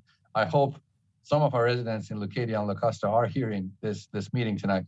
There is a lot of moving elements. To make things more complicated, we have this agreement with City of Carlsbad. Apparently there is some sort of a joint account that the two cities are supposed to cooperate to improve Lacoste. The scope, the details of that agreement, how that money, how those funds can be spent, there are restrictions. For some stuff on Lacoste, that money can't be spent. For some stuff, it cannot. It certainly gives us a lot of opportunities. So there are meetings happening between higher ups. I'm not in those meetings. Our director and higher are meeting with Carlsbad higher ups. Those folks, they're meeting to figure out a way to use those funds to improve Lacoste. So the short answer to your question, Chair, that signal is still on the books. The reason we haven't yet taken it to council, and if you remember, there was a direction from the commission to add the Easterly and Westerly Walkway. We did add those to the design. The design that we have right now shows the signal and also shows a walkway that starts on the southwest corner of the signal, of the future signal, and takes it all the way to 101. There is a walkway that we designed. It's around, I guess, 80,000 or something. And also the walkway on the east side that initially we had to take away because of the left turn pocket that we added to that future signal. We added a left turn pocket for westbound Lacoste onto southbound Vulcan with the signal. And because we needed room, we had to use the existing on the pavement walkway on the east leg. But commission directed us to bring it back. So we ended up adding a wall, that triangular small space on the southeast corner of the intersection. We added a wall to the design and added a walkway back. So the new design does have walkways on both sides. That being said, we aren't taking it to council at the moment. Again, things might change. The reason for that is other avenues are being investigated. We are investigating the option of roundabout if the city is willing to fund an analysis for a feasibility study of a roundabout. And later on, if this seems feasible to design a roundabout, conversations are happening parallel to, okay, even if the roundabout is a go, why not build a signal with $300,000 and then come back 2 years, 3 years, 4 years, because we all know we're looking at 7 digits for a roundabout design and implementation. So why not come back and do the roundabout later? Neighborhood outreach obviously is required to make this decision. This is not something probably that council is willing to decide on its own. They want to hear from the residents. The consultants' evaluation of the corridor, that holistic evaluation, we're waiting for them to propose a scope to us that, okay, while we're working on the citywide circulation update, this is what we want to do for you for Lacoste, that holistic approach, and give you the answer that you're looking for about the ultimate cross-section, about the intersection controls along Lacoste, the Sheridan intersection, the Vulcan intersection. So a lot of things are going on. I'm not sure how clear it is. I probably made you more confused, but I just wanted to paint a picture for you that how not crazy. I mean, I guess it's a good thing where a lot of different parties and a lot of different questions are being, answered at the same time, but there's a lot going on. Okay. Thank you, Abe. Yeah, that was a lot to digest, but I appreciate you kind of giving us all that information. That's kind of what I figured. I guess all that I will say on that, and just staying on this topic of Vulcan and Lacoste, and then I'll move on to my thoughts on these other ones, and then I'll shut up and let my other fellow commissioners speak. I don't like the idea. If you put an all-way stop-controlled intersection there, and it sounds like that would be a Band-Aid until the city can catch up with the circulation element, specifically the designation of Lacoste as either a 2-lane or a 4-lane as it stands today, analysis of a roundabout, all these things that are going to take however long based on the city's schedule, and we put a Band-Aid on of an all-way stop control, that's going to cause way more gridlock than we have right now on Lacoste and just exacerbate the problems. As we heard from that one speaker, I see all the traffic on Lacoste on a regular basis. I live in the area. Adding another stop sign here when it really, you've got a dominant street Lacoste that handles most of the traffic. I don't like that solution. I really like the traffic signal solution and the design that we had last time that we looked at with the modifications that you just mentioned. I'd like to see that move forward, especially with the cost implications that you mentioned, Abe. But just myself, I'm not going to support a Band-Aid stop sign at this intersection. I do like that recommendation that one of the community members made. I don't know who that was, but can we get the city to just speed up on what we've been talking about Lacoste and whether it's a 2-lane or a 4-lane road for, I don't even know how long, but since I've lived here, why can't we just get a fresh look at that? I think everybody knows what everybody wants it to be. And the analysis just needs to somehow support that. So I'll just leave that question out there, but I'd like to get this figured out sooner rather than later. And in the meantime, I do not support an interim stop sign solution at that intersection. Moving through the others, these all seem to make sense. Eastbound Paseo de las Flores and Jensen Court, that looks good. Somerset and Berkshire, good. Orpheus and Glaucus, good to me. Blue Heron and Bonnie Bluff looks good. Now we get to the other one. North Coast Highway 101 and Marcella. So I go through this intersection every day. And yes, the backup has got much worse now that it narrows down to one lane, as you lead up to the intersection. I like the idea of moving towards the ultimate streetscape design and solution, but are we creating some sort of problem for folks that are trying to turn off of Marcella in the interim? That's my really only concern. So that's all that I've got. You've heard my thoughts on Vulcan and Lacoste, and I'll leave that open-ended question at North Coast Highway and Marcella. So to clarify a little bit, first of all, I'm with you. I don't believe the stop sign is a solution at all. I mean, had it been a solution, I would have brought it to the commission. I've been with the city for almost 3 years now. I mean, that intersection, when I drove around town, usually when you accept a new job with the city as a traffic engineer, that's the first thing you do. You drive around town for the first few days, a few hours every day to familiarize yourself. That intersection was the first intersection that caught my eyes. That was, well, why hasn't anything been done at this intersection? I don't believe that stop sign is a solution. The only reason that we included this in this wasn't the plan. The only reason we included this was the fact that we feel like the fate of the intersection is not yet really decided. We felt like the signal was a done deal. From what I'm hearing, it seems like it might get dragged on. And I don't know if we decide, by we, I mean, if the city management, if the council decides to put things on hold and start to fund a feasibility analysis for a roundabout, and later on try to secure funding for a roundabout, we're looking at, 18 months, 2 years, 2.5 years. I don't know, between now and 2.5 years, shall we leave it as is because we're waiting for a roundabout to happen? And this stop sign, this package that you're seeing today, this is not the last stop. It will go to council, as our stop signs always do, and council has the ultimate say. I will present them the same information that I presented tonight, and I will give them the timeline. I say, well, this is what happened. We have evaluated this, the warrants were met, signal was designed, and these other stuff are happening now.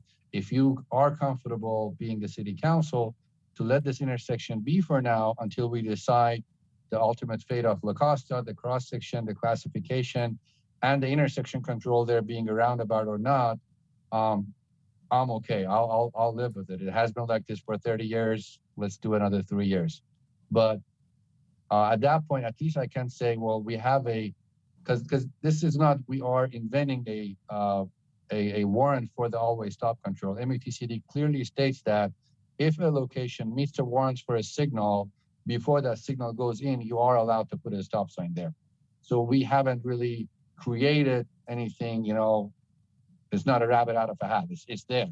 The option is there. It's just us deciding. And it's fortunately for us, it's not a should or shall. It's a may, which means that it's an option for the cities to decide if they want to do it or not. If we don't do it, we're not liable. Yeah. So just to clarify my stance on that one, under normal circumstances, I would support, whatever, a $20,000 investment in an always stop controlled intersection improvement as an interim improvement until we get a signal or a roundabout or a turbo roundabout or whatever. But in the city of Encinitas, if you put something in that's really intended to be a Band-Aid, it stays there for 10 years. I'd rather keep the pressure on. That is not a good solution. I get that it meets the warrants, but given the proximity of that intersection to Lacoste and Coast Highway, we're going to be causing gridlock, in that period, and I just don't support it personally.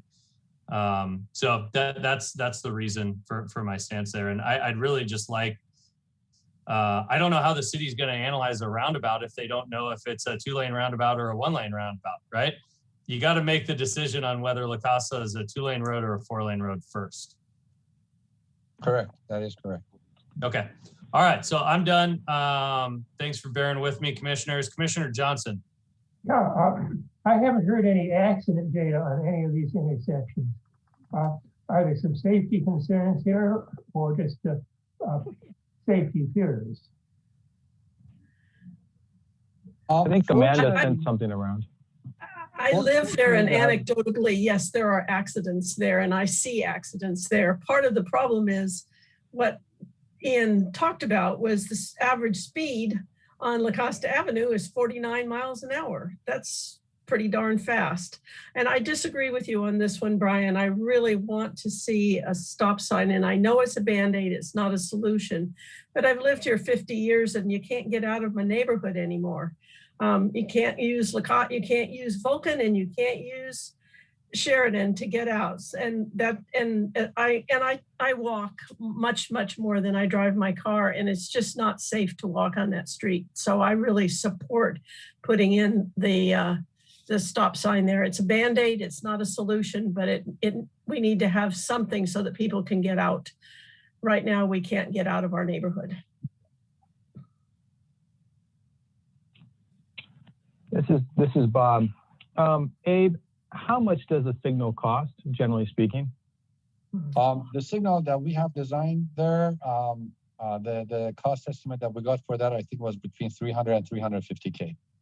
All right, so this goes back to my pet peeve. We got I know you didn't do it because it was 20 years ago, but the $200,000 traffic mitigation cost was only $200,000, yet a signal is $300,000. Why did we do a traffic count, Ian and Abe, on a Thursday? And given the access to the beach, does the traffic swell and get much greater on weekends? Yes. At the intersection of Vulcan and Lacoste? Normally, all of the traffic analyses, I think signal warrants, one of the warrants has a weekend warrant. I'm not sure if it's a signal. I don't think stop sign has it. But the majority of the warrants for all of the traffic things in our manuals and standards calls for a non-holiday, non-special weekday. It's usually not a Monday, usually not a Friday. It's supposed to be a Tuesday, Wednesday, Thursday. Really, it's living in a beach community, and given the fact that Ponto is 100 yards to the right, and Lacoste Avenue is the main access to Ponto. I find it's got to be higher. It's just more of a statement. Okay, well, so now I've learned that it's the weekday because that's what the book says. But clearly we're in a unique situation living in Encinitas at this intersection. My gut tells me it might be higher on weekends, but I guess that's really not relevant. Was there ever a signal designed at Sheridan? Is the traffic count any less at Sheridan than it is at Vulcan? And why was Vulcan signaled out historically? More flow at Vulcan, or to her point, one of the speakers earlier said people don't go to Sheridan because it's harder to get out. It can be the case. I think that the main difference is the side distance. The side distance at Vulcan is way more limited compared to Sheridan. At Sheridan, you have the issue that you can't get a good gap, obviously, but the side distance, the fact that it's a almost perpendicular intersection is pretty close to a standard T intersection, makes it different from Vulcan. Vulcan side distance from Vulcan is limited. But other than that, to your main question about the signal analysis, I don't think a warrant has been, I mean, Ian can correct me if I'm wrong. Do you remember, Ian, if we have done a warrant analysis for a signal there? I don't think we have.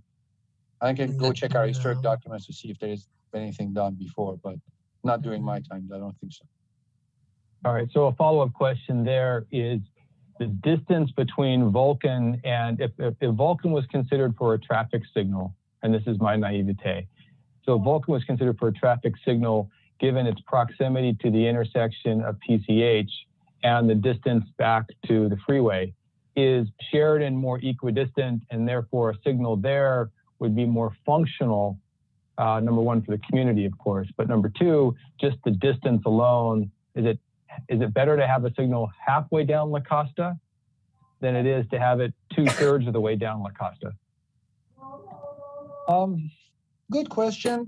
Usually the rule of thumb for signal proximity is 300 to 400 feet. You usually don't want to have signals closer than 300 to 400 feet apart. But these days, our controllers and our signal systems are so sophisticated that we can make anything work. I mean, we have intersections in downtown that are pretty close to each other. I'm sure you've seen in other cities, signals that are like within 100, 150 feet of each other. We can make it work. It's not really I mean, I try not to create this situation to have signals too close to each other, but it's not something that would give me nightmare. We can make it work. Okay, thank you. Another question. Let's switching gears to Target and Via Cambria. There's a four-way intersection, call it, what, 100 yards to the north, where you come off the intersection from the signal light at Target, at Home Depot. You come to a four-way intersection by the El Pollo Loco. Is having another stop sign to turn into Target, given the fact that there's another four-way stop sign a few hundred feet to the north? Is it going to be better because of Leo Mullen Park and the kids and the speeds there? Are people speeding up past the Chili's and the El Pollo Loco to the stop sign? Is it just too much traffic? Is that why the recommendation is for that specific driveway? We did have, I'm not sure if you listened to that council meeting where this was being discussed, the speed limit. Briefly, the city council had a lot of concerns with us increasing the speed limit there. The goal was not necessarily traffic calming. The goal, as mentioned, was to evaluate warrants, and as Ian presented, we did meet warrants there. But the side advantage, I guess, the side effect would be that now we're not allowing vehicles to build up a speed in that stretch, being close to the park. With that stop sign going somewhat in the middle, we are putting another stop in the acceleration, and the speed would have to go back to zero. I don't really have a concern of those stop signs being close to each other, creating a congestion. But to be honest, I don't feel the volume is that high to create such congestion. But the good thing is the warrants are met, and it does support the always stop. So if it gets to a point where we feel the congestion is just too much and the stop signs are too close to each other, we have to reconsider how we want to treat this. But at the moment, I don't feel it's going to be a big deal. And then my last question on 101 and Marcella, by taking away those stop signs, does that impact El Portal, which is just to the north? People are going to go to that intersection instead. And is there a four-way stop at El Portal? We haven't modeled that, but I'm pretty sure when the streetscape modeling happened, this did come into play, and the team who modeled streetscape and the intersections did count for that shift in traffic. I do believe that there will be somewhat of a different traffic pattern if that stop sign goes away. We probably would see some vehicles not using Marcetta anymore, at least for the first few days, until they find out that it's not as bad as they thought. But no, to your question, we haven't modeled that, and I don't know the answer to that question, what the actual effect on El Portal would be. All right, thank you.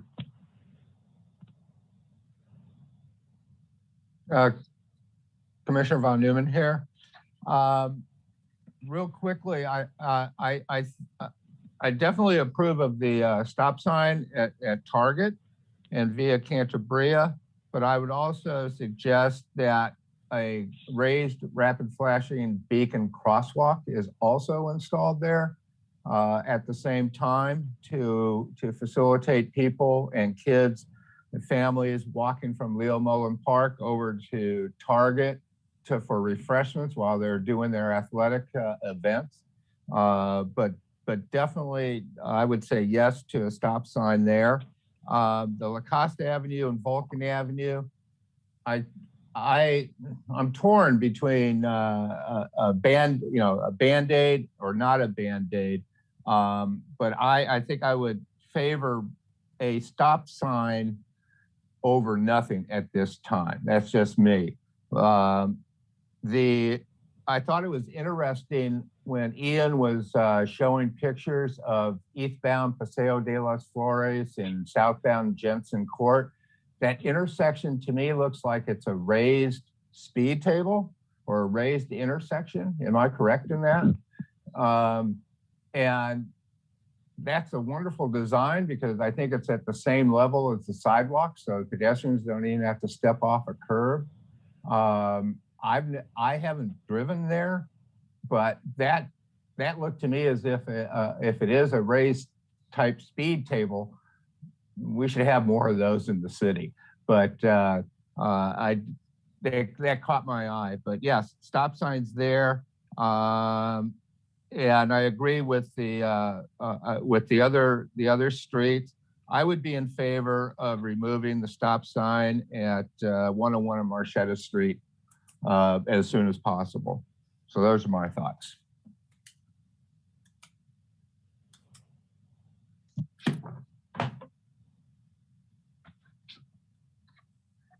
All right, I'll go briefly. This is Commissioner Benson. I too am torn about the Vulcan and Lacoste intersection because I really do think that I want to echo what Brian said, that we really do need to put the screws to the city council to try to get them to designate this as a 2-lane road. That's clearly what everybody wants. And I think we just need to do whatever we can to force them, to force their hand to sort of accelerate that process and certainly not give up on it. But then on the other hand, listening to the people who live along Vulcan over in that neighborhood, it sounds like they all are sort of in lockstep that we need something. And if we can put in a Band-Aid for a couple of years, then I sort of do feel like Mary Lou said that we ought to do it. So I'm hesitantly supportive of that stop sign. I agree with all of the rest of the analysis. And the one thing that I did want to bring up, and I'd like for one of you to maybe speak to this, is I see sort of the same problem that Mary Lou's talking about at Vulcan, that you can't escape the neighborhood onto Lacoste. I see the same problem at Marcella, right? Is that what if I'm coming out of Marcella onto 101, trying to make a left from beside Juanita's, especially given the current heavy flow of traffic, how am I going to make that northbound turn onto 101? Is that not going to be a problem when we remove the stop sign? And I know that the traffic volume there is very low. I guess three things to mention. One is to your first point about city council. I can assure you, based on my conversations that I've had with upper management and city council, there is no hesitancy. City council knows what the residents want, and they know we have to find a way to make Lacoste a 1-lane in each direction road, with or without a 2-way left turn lane. That, I guess, is still open, but I have not heard from anybody that they want a 2-lane in each direction road. That is a given. Everybody knows this has been conveyed to the consultant. The only thing is the procedural process that it entails. The circulation element is not something that the council can override. They need that document. The document needs to be approved, and I'm not sure if there is a way for the city council to say, well, okay, before the circulation element document comes out, we are designating Lacoste a 1-lane road with such cross section. Maybe they can do that. Maybe they can just say, hey, we're not waiting for circulation element to get updated. This is the cross section, one council item, one agenda item that says classification of Lacoste. One cross section is drawn in there, and then it gets approved. I don't know. Maybe it's possible. That's a planning thing. let's ask the right person that question, because it sounds like the political will is there to do it. And so if we can, we ought to just do it. Yeah, what I do know, and I said what we had was a meeting with a consultant. We brought them in and we told them, hey, forget about the path, the timeline, the scope of work that you presented to us for updating the circulation element. We want a sub-scope, we want a sub-project, a baby project that is reclassifying Lacoste, and these are your parameters. So this meeting has happened. We're waiting for them to come back and tell us, okay, this is what we're gonna do for you, and this is how much it's gonna cost. So the will is there. And again, I can't give you a timeline. It's not my project, it's a planning thing, but I do know that it's happening. It's just one of those moving elements that I mentioned with Lacoste. The second thing about the Band-Aid, I'm hearing it. What I want to clarify that Commissioner Grove's concern about potential congestion is legit. We will not be helping mobility as much as we're helping safety. So we will be improving safety because the concern about getting out of the neighborhood will be totally eliminated with the cost of vehicles coming to a complete stop. Getting a gap will be perfect. You can easily get a gap. You can easily turn left or right with no problem.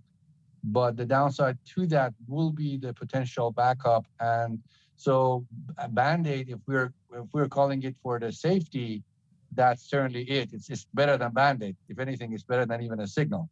So it's a perfect solution for safety. But for congestion and for mobility, this is not really a solution. That's why when he mentioned it, I said I do agree this is not a solution. But it does provide us some benefit, and for the cost that it's really, really low. And then again, what makes me worried is the roundabout conversation. Not that I'm against it. I just feel like it takes too much time, effort, and energy and needs a lot of money, and we don't have any of those. So at the moment, at least. Now council might say, no, we want to inject money and just go start the feasibility and design it in 6 months and come back and we'll fund it. It might be the case, but I don't know the answer to that at the moment. Well, I just want to take briefly sort of sharpen up a point there. An all-way stop control doesn't at all affect the mobility or impede the mobility of a pedestrian, and it barely impedes the mobility of a cyclist. And I put the mobility of those two individuals and safety prioritized far above the mobility of an automobile. So, I mean, I think you talked me into supporting it even more, I think. So what's the answer to the question at Marcella then? For the Marcetta, I don't think it's gonna be a problem really, to be honest. I feel like, I mean, with the volume I'm seeing out there right now, I think it can easily handle no stop sign. And it's already a proof thing. I mean, I was directed to do this without a second approval.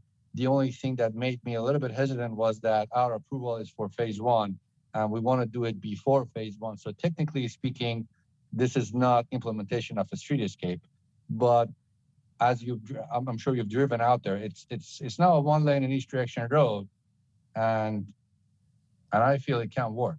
I mean, we certainly can't test it. I mean, worst case scenario, if we feel it's not working right now and we have to wait for a streetscape to go in before putting it back, I mean, all it takes is putting back the stop sign. I mean, it's not really a...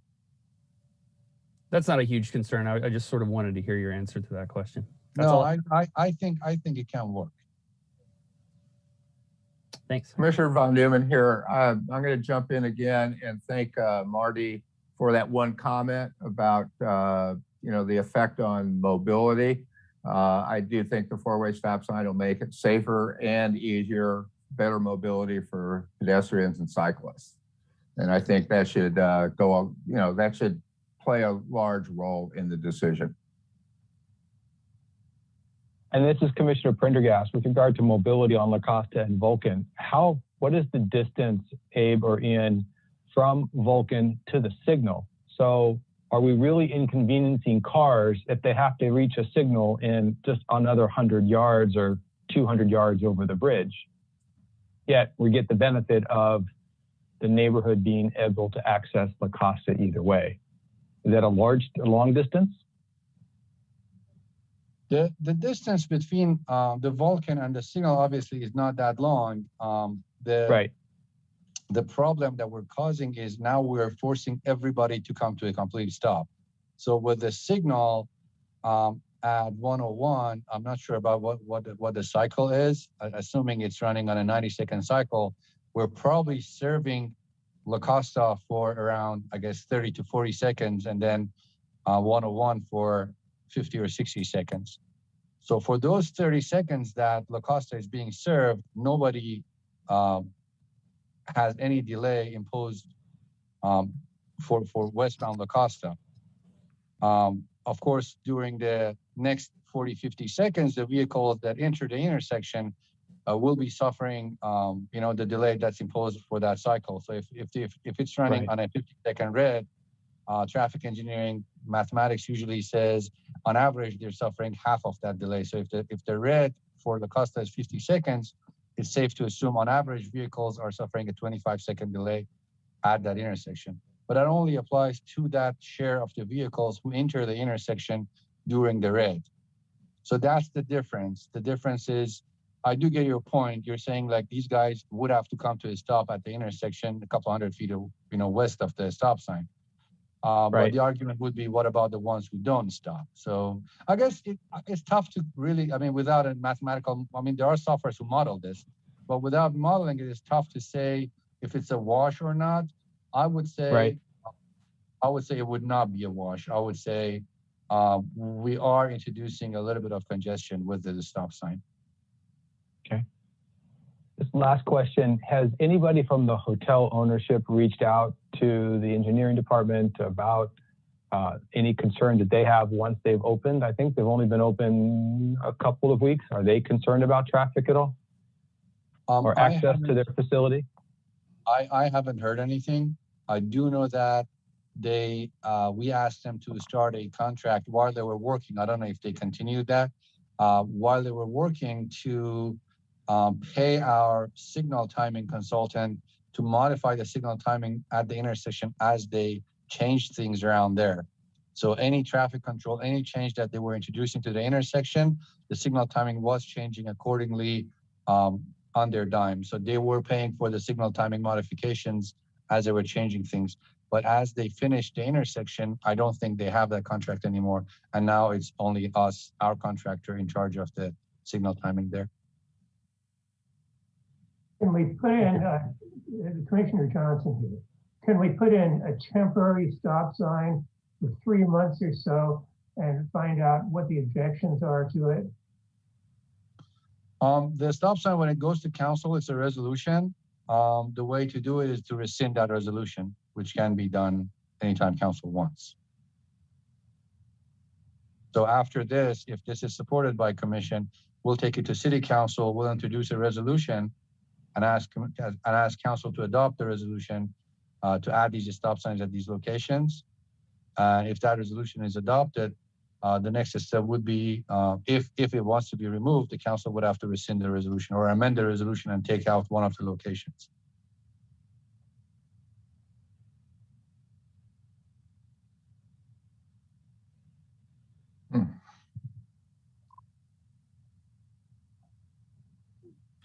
So what happens next?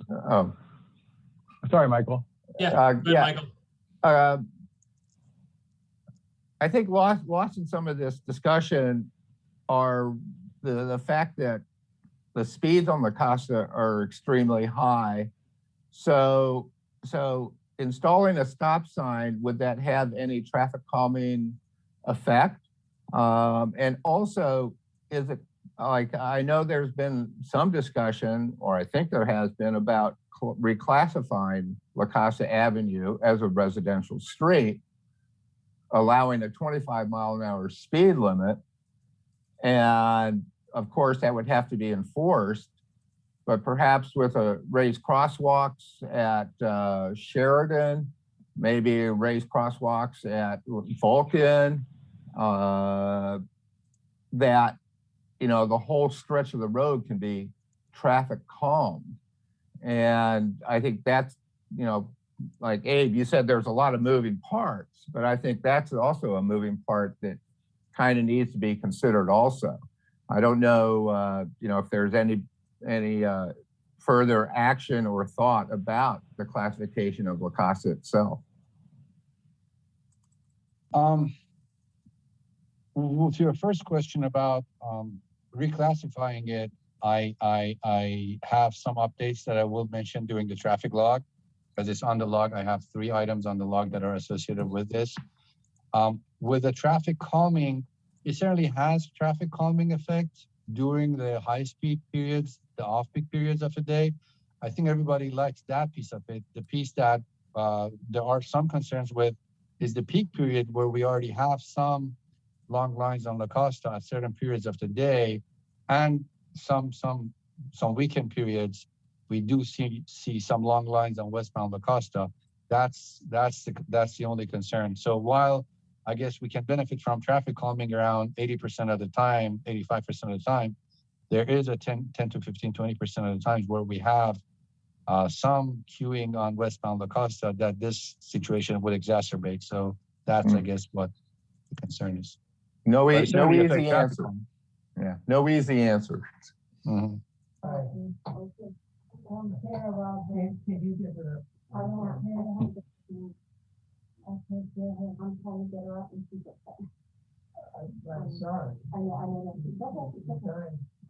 Chair, we have Sergeant Siegfried tonight after a long period, so let's do it in a way that he comes back again.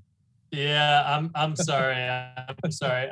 Do we have any? I'm sorry, Sergeant. Do we have anything for Sergeant Siegfried, or can we let him drop off to this? Is he still here? I think he's already gone. Okay, he's gone. Yeah. All right. Yeah, I think it was my mistake. I think what we can do in the future meetings is to set aside a 30 minutes or 1 hour in the beginning of the meeting to talk about, if we want to talk about something that's related to sheriff's office, and then let him go, because it's just, I mean, they put a lot of hours every day, and it's tough to ask them to do this late at night. Okay. All right. So with I don't know, does anybody else have any comments on this? I think we need to get a little bit closer to some sort of resolution. Do you want to do them separately, or do you want to do them as one motion? The recommendation. Let's see if we can do it as one, and if we can't, we can piece it apart. Okay.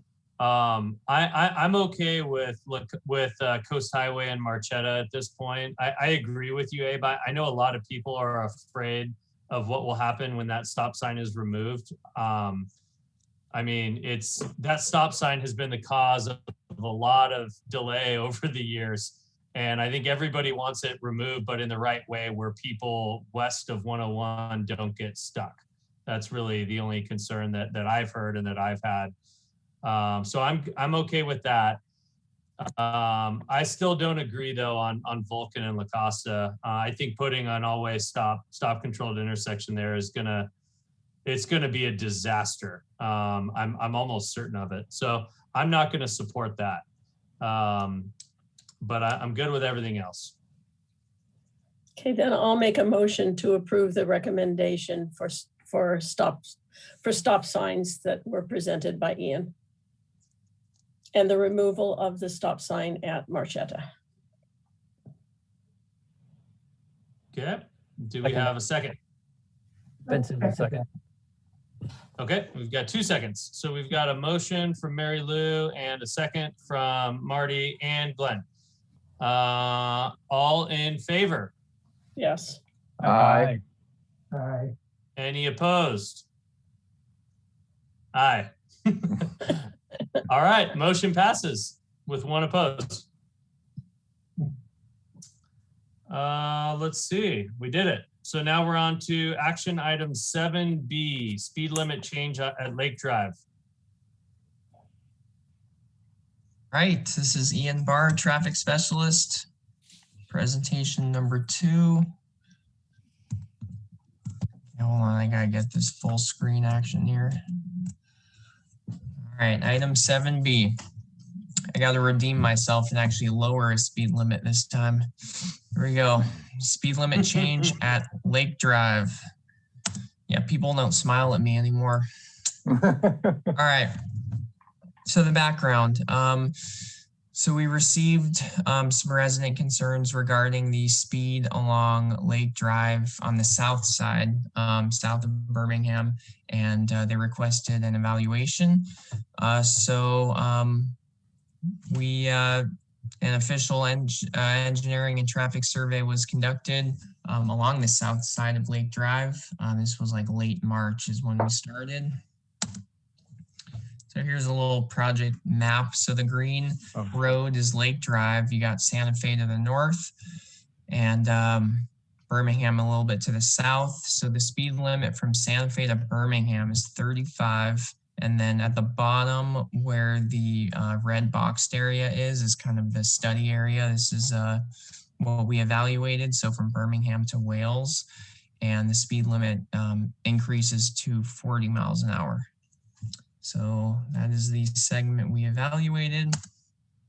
We went out there, took some pictures. We noticed that we're missing some sidewalk on the west side. So the picture to the right is just south of Birmingham on Lake Drive. You can see there's no sidewalk on that left side. And then the picture to the left is even more south as you start coming down that kind of steep hill. You can see the sidewalk ends to the left of that picture, in that picture. So kind of what that results in is we've seen some pedestrians walking their dogs and their kids on that west side.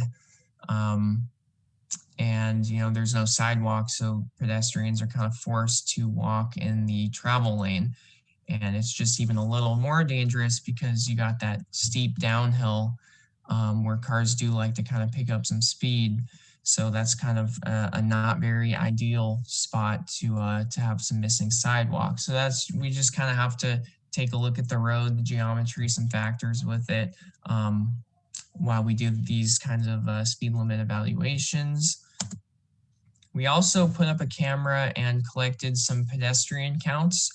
So this was like a 12-hour from like 7 to 7 or 7 to 6:30 during a normal weekday.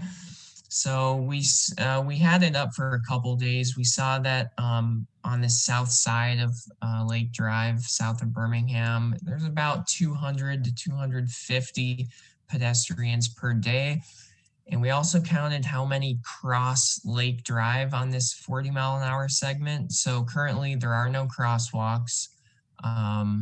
There's no real safe spot to cross per se. There's nothing marked out there.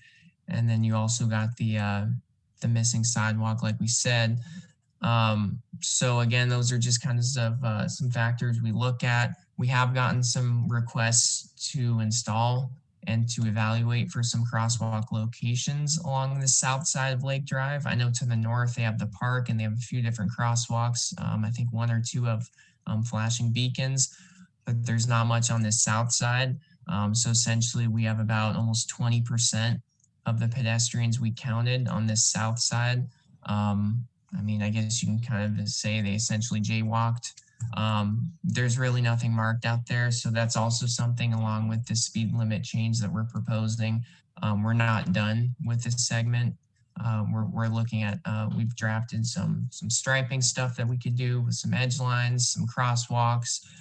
So this is just one of many things that we've kind of looked at along Lake Drive. So we did do a speed survey. So the posted speed's 40 miles an hour, and the 85th, we got about 105, 110 vehicles. MUTCD states you just need a minimum of 100 in our speed survey. So we got about 105, 110, and we found the 85th percentile to be 42. So just a little bit above the posted. And so the MUTCD language, it's section 2B13, paragraph 12A, option 1. So it states in here that the posted speed may be reduced by 5 miles per hour from the nearest 5 mile per hour increment of that 85th percentile speed in compliance with those CBC sections. So from the last slide and with the data we gathered, we found the 85th speed from our survey to be 42. So per these instructions, at that 42, we round to the nearest 5 mile per hour increment. And in this case, it would be 40. Now, when we're out there at the 40, we could have the option to lower an extra 5. And when we kind of look at this evaluation as a whole, we see the missing sidewalk. We see a pretty good pedestrian activity, a lack of crosswalks, pedestrian facilities, no sidewalks. We did feel that lowering it to 35 to also match what it is to the north was justified. And okay, well, I just kind of said the conclusion. So yeah, again, it just states that with the pedestrian volume and the no crosswalks and the lack of pedestrian facilities, we do think that lowering the speed 5 miles per hour to 35 is justified in accordance with these CBC sections 627 and 21400B. And that is all for now. Thank you. Okay, thank you, Ian. Commissioners. We do have one speaker on this too. Thank you, Amanda. Sure. We have Christine Schindler. Christine, I will unmute you now and you'll have 3 minutes. Okay, I have to laugh because I'm gonna make this really fast because you guys it's almost 8 o'clock and I'm sure you're ready to finish this all up. Anytime we can lower a speed limit, I just wanted to be that public member that's on here saying, please do. Speed kills. Slower speeds give people a better opportunity to actually survive and have less injury and sustain minor injuries. So I wasn't at the previous meeting, Ian, but whatever happened before and you had to raise a speed, I'm so happy that now you can lower a speed. Lake Drive gets a lot of activities, so it's good to have a lower speed limit. So I hope this does go through. I appreciate the work that you do, Ian, and what you're doing here, Traffic Commission. It's been really interesting conversation, and this, I'm just getting a little taste of what you guys do every month, and I sure appreciate it. I'm just looking at my notes here because there are a couple of things I wrote down. It's not this agenda item, but I gotta say, the Costa Avenue, like, I don't know, there's not a magic bullet, but that's so constricted. It's such an important corridor. It's North Leucadia has so many challenges. I just wish you all well, Abe and everybody, on trying to sort that one out, and anything that I can do as an individual, East Encinitas individual, and certainly Encinitas Bike Walk. We have this on our radar screen, so may the force be with you. So thank you, everyone. Thank and you. that's all. You can turn my mic off now. Thank you. Okay, commissioners. Ian, Can this is Glenn Johnson. I'd like to thank you for the good work you did. Can we vote on this now? Can we call for a question, making a motion? Okay, so you've got a motion to support staff's recommendation. Von Neumann will second. Okay, motion and a second. Any further discussion? Anybody? Commissioner Von Neumann here. I too want to thank Ian for the work. I actually do have a question. Okay, go ahead. I love the idea of designating streets around town as residential streets so that we can just go ahead and shoot down to 25. Is that not an option here? I will talk about it in the law. Okay, cool. We have 3 items in the log about that. Great. Then let's vote, or do whatever you want to do, Wait. Brian. Commissioner Prendergast, question for you. What is the speed limit? What are the rules of the speed limit in front of the park? So as you're coming southbound from Santa Fe before you get to Birmingham and you're going down in front of the park, is there a speed limit associated with the park? I don't think so. Okay. So to the point about it can be 35 or it can be whatever we're setting, right? Or recommending. The reason why there's a, go ahead. It has to be supported by the speed survey. So you have to round the 85th percentile, and you have the option of lowering it one time by 5 miles per hour if there is a justification for it. So you can't just use that 5 mile everywhere. You have to have proper justification. All right, thank you. Okay, anybody else? All right, we've got a motion and a second. All in favor? Yes. Aye. Aye. Any opposed? None. Motion passes. All right. Thank you again, Ian, for your work on these agenda items, these staff reports. Well done. Let's see. Item 8, follow-up log. All right. Thank you, Chair. I'll go quickly.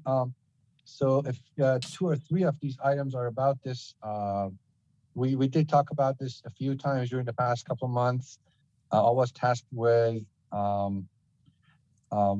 evaluating the possibility of establishing residential district and business districts around town on roads that qualify. California Vehicle Code has this description of residential districts and business districts that talks about how a roadway or a portion of a roadway can be categorized as a residential district or a business district depending on the number of residential buildings or driveways that are on the road in a quarter-mile length, or the number of businesses or square footage of the businesses along a stretch of a roadway. So it gives you a certain number. I think it's like 13 or 16 units per quarter mile. And it gives you the number for one side of the road, or if there are both sides of the road have the same type of property, it gives you a number for counting for both sides of the road too. And if you meet that ratio, then that road per CDC can be classified as a residential or business district. And then the benefit of that for this purpose would be, it would allow us to classify it as a 25 mile per hour prima facie speed limit road. Now that sounds very good. Now what's the catch? The catch is California Vehicle Code at the same time has this definition of speed trap that says on the roadways that are classified and people in the city use them for commute, for getting into different areas of town, for going and coming from their ends of their trip, being recreational trip, being business trip, being shopping trip.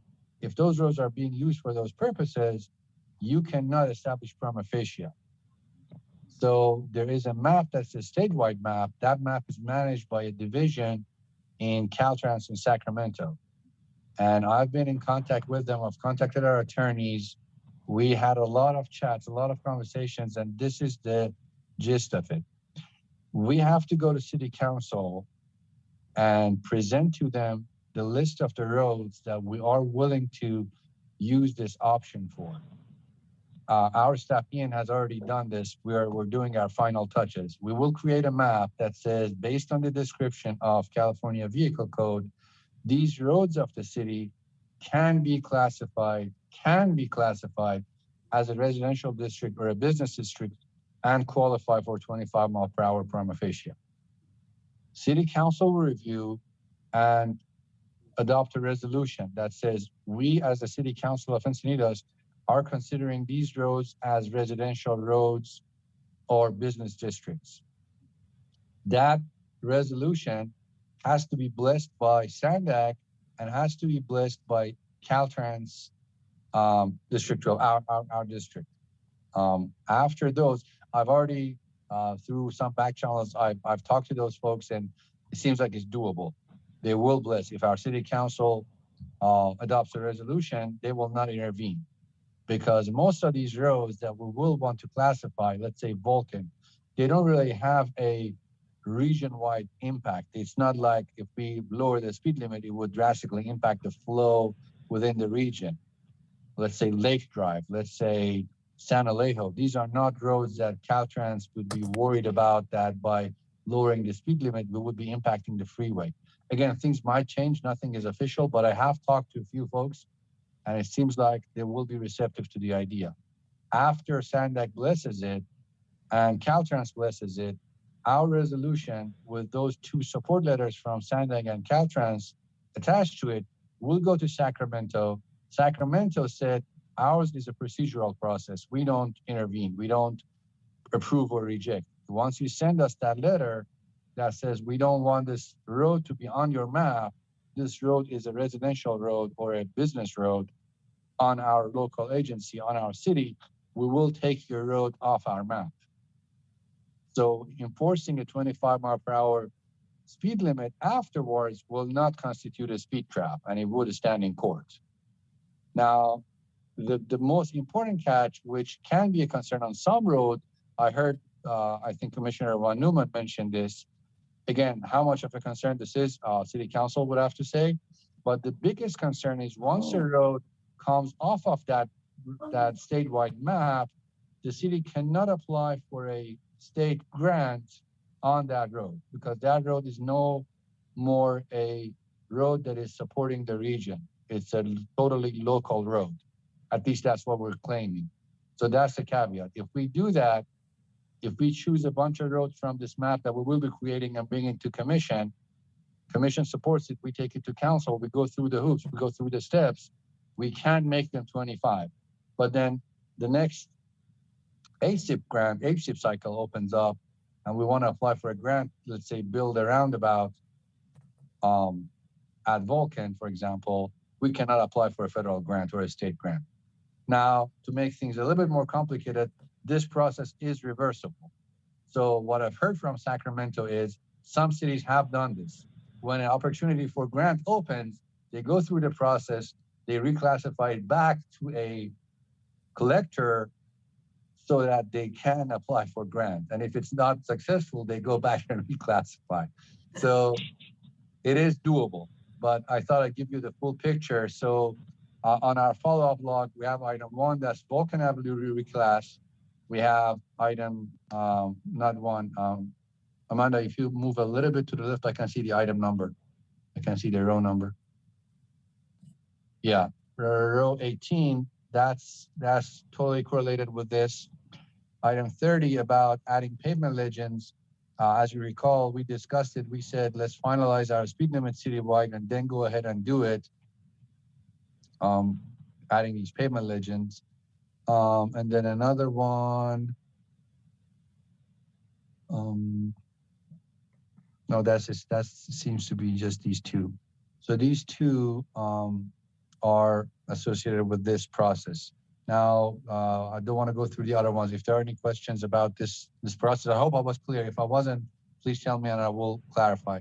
But if there are questions about this, let me know. My plan is to come back to commission with a map that says these are the roads that meet METCD and California Vehicle Code criteria to become residential and business district. And commission can bless the whole list or say, well, let's not go for these ones for now. Let's just start with a few other ones, or pick a few one from the list, and then we go to council from there. Council establish a reso, adopts a resolution, and then we go to Sandag and Caltrans. These are steps we have to go through them. But we have a path. I'm happy that we have a path. Any questions on this? Commissioner Von Neumann here. Thank you, Abe, for that information and update. Appreciate all the work that goes into doing this. And it's good to know that we have a path. Whether we take it or not remains to be seen. So thank you very, very much for this. Absolutely. Yeah, it would be a bold move. Like, I don't think any city has done this at this scale. to do like 10, 15 different streets of the roadway to prima facie 25. We will almost get to like, I mean, we have a few streets that we can't. I don't think we can touch Encinitas Boulevard or El Camino, but almost like I would say 80%, 90% of the major roads of the city do one way or another qualify. And we can get to a 25-mile-per-hour city, which would be very bold. Yeah. Yeah, well, comment, I think this is excellent. I am very excited about this process.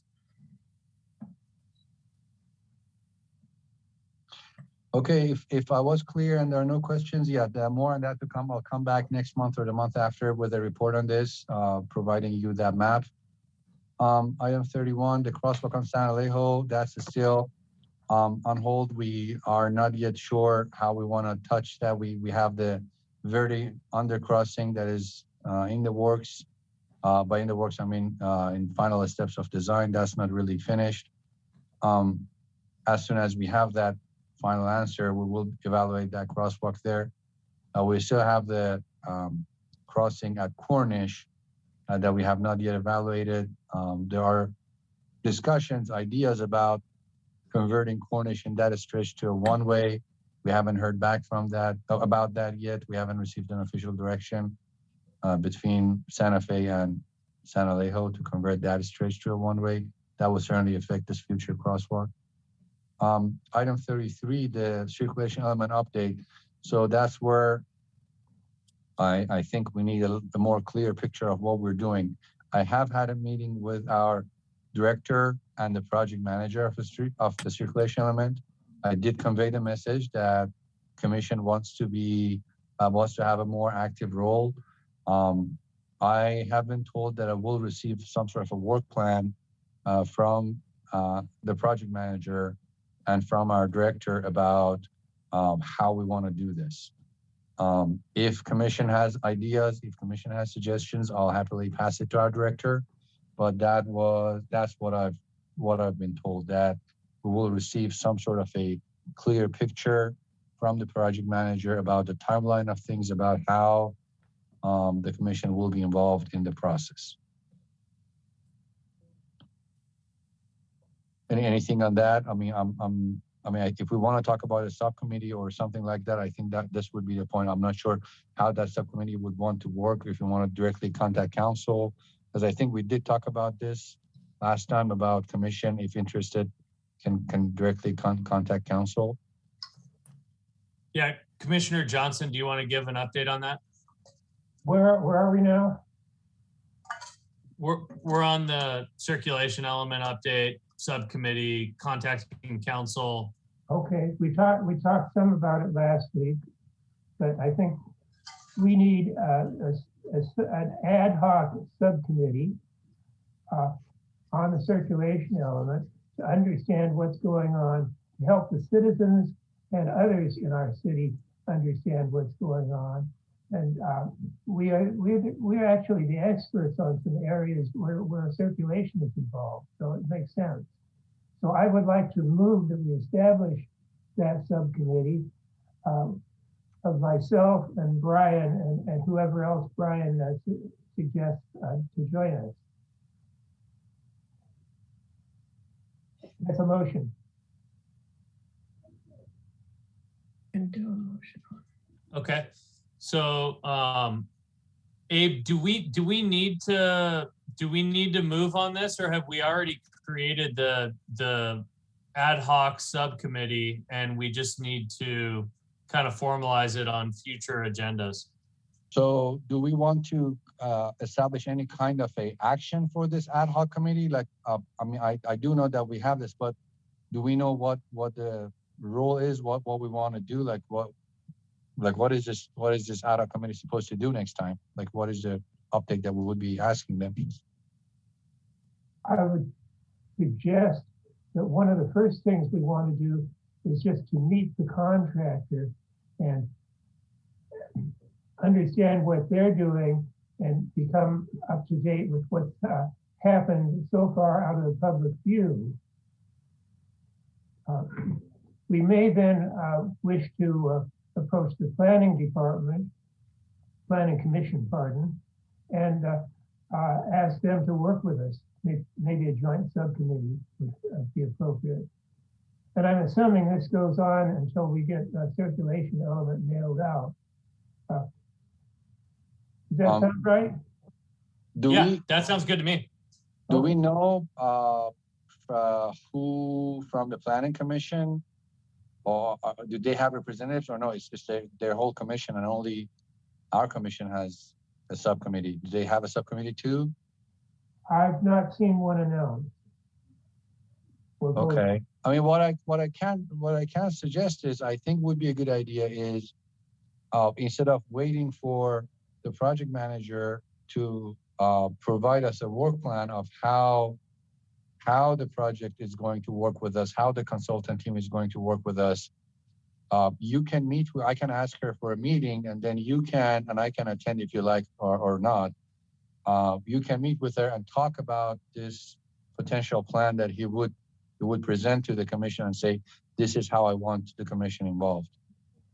You can talk about it in advance with her and iron out a few things about the number of meetings, how you want to do it, at which stages you want to be involved, what do you think you have to do?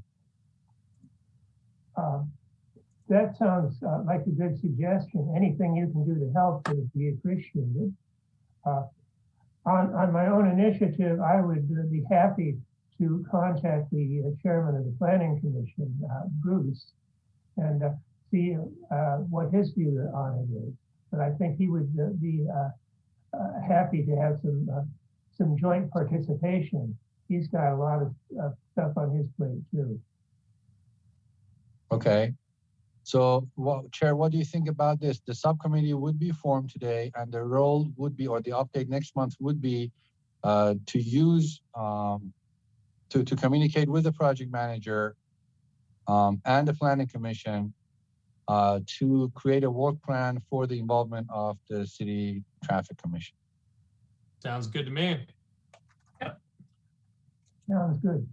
Okay. Yeah. Hopefully next month the subcommittee can give the commission an idea of how it will be involved in the process of the circle element update. Right. And Brian, I would contact you by email in a day or two to help kick this off. Okay, sounds good. Of course, copying Age, because you know where the city is. I've almost forgotten where City Hall is. Okay. Yeah, I'll do my best to help.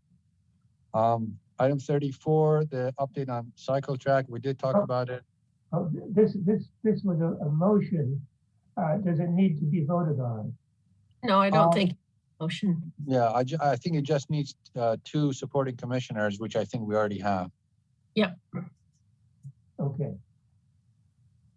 Or do we have 2? I think it's suggested by you, and we have Chair Grover. I think we need 1 more support for it. You have my support as well. Okay. And the subcommittee is Chair Grover and Commissioner Johnson? Yep. Okay. Amanda, do you think you have everything for the minutes? That seems to formalize things. I think so. Just a quick question then on how I'm revising the minutes for March. Glenn, do you want to take that one? Yeah, the matter was discussed and generally agreed upon, but was not officially, there was nothing official. Now we have a vote in an official standing, an official committee, and so we're able to move. Okay. Commission decided to form a subcommittee at a future meeting. Okay. So Got it. Got it. Very, very political. I like that. Thank you. Yeah, the citywide e-bike policy is the next item. So that's something that we wanted to discuss at this time, or at the commissioner's corner. I guess that's a similar situation. So Parks and Rec Commission wants to be involved, and they want to contact commission, and then present some ideas to council. I don't know if it's going to be going from us to council or from the Parks and Rec department or from our risk management department. I'm not yet sure, but they wanted to see what the two commissions feel about this. And I wish we had Rob here tonight, but it's like 8:30, so maybe we could have talked about this at the beginning of the meeting. Yeah, sorry about that, guys. I should have thought through that one. No, I mean, it was my fault. I mean, I did ask him to come in for this purpose, and then I forgot that I asked him to come. So can we delay this discussion and have it on the next meeting, since he will be on the beginning of the agenda? I think you can discuss and form the subcommittee tonight to contact the Park and Rec. His role, I wanted him to clarify what are the things that you can talk about when you get together with the Park and Rec folks, and what is, I mean, we can't come and say, well, maybe we can. I don't know. Maybe we can't. Like, I was thinking, like, maybe what if the policy says no e-bikes on city streets? Done. Like, can we do that? Are there any regulations against it? Or no e-bikes over, I don't know, 5 miles per hour or something? Like, what are our limitations with coming up with a policy? That's something that I think is an attorney thing and a sheriff's office thing, because it's really not an engineering matter. I'd like him, maybe when you're meeting with the Park and Rec, that's a good time to have a representative from the sheriff's office and the risk management to kind of clarify what things we can put in that policy and what we can't. And I can help with that. I can, when similar to the circulation element conversation that we had with Commissioner Johnson and Chair, if this subcommittee is formed for the e-bikes policy, when you contact Park and Rec, Amanda has the contact information, and you decide to meet, I can help by asking our risk management team to get involved and our sheriff's office to get involved, so that when you're meeting, you have some ideas about what limitations we have with drafting that policy. I have a simple question.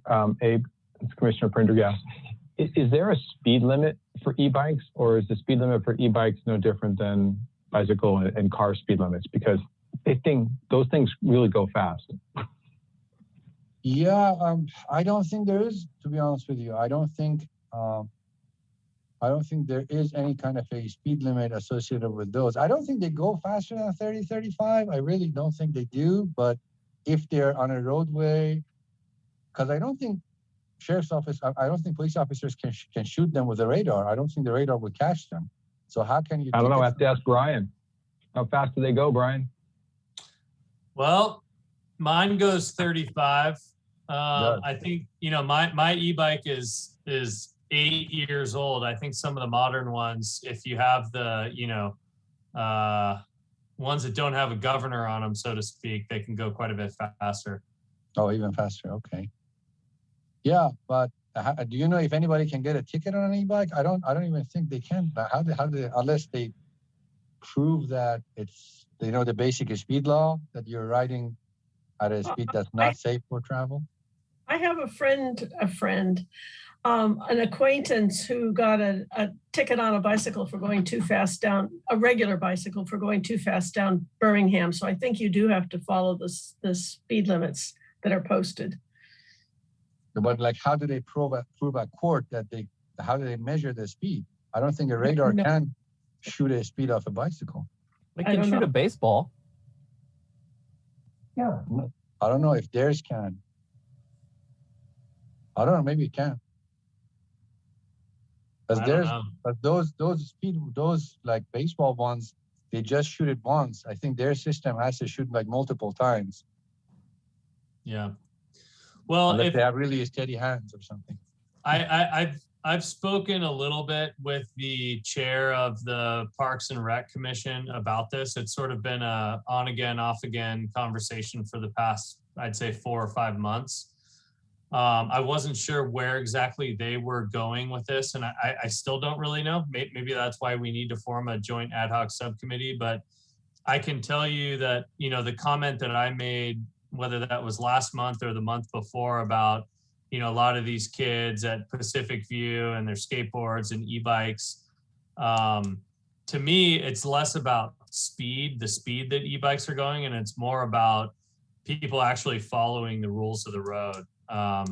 And again, like I said in that last meeting, I'm really happy to see a lot of people outside on bikes, especially kids, but they need to follow some sort of rules. And right now that's not happening. So again, I guess just to summarize, from my standpoint, if there is an e-bike policy that's going to be in the works, or if there's some sort of group that's going to discuss, speed is kind of the last issue to deal with. These kids aren't going 35 miles an hour, but they're going 20 miles an hour the wrong way on the street, blowing through stop signs. That's the problem.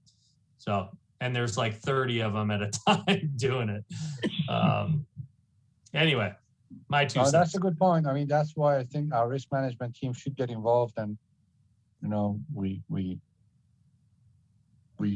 should involve the Park and Rec Commission too. I think many of the things that you're mentioning falls in line with their role. Yeah, and I've there was a day, I think it was about a week and a half ago. I called the mayor, I called a council member, and I called the sheriffs 3 times. Kids were grabbing onto the back of cars, laying down in the middle of the street.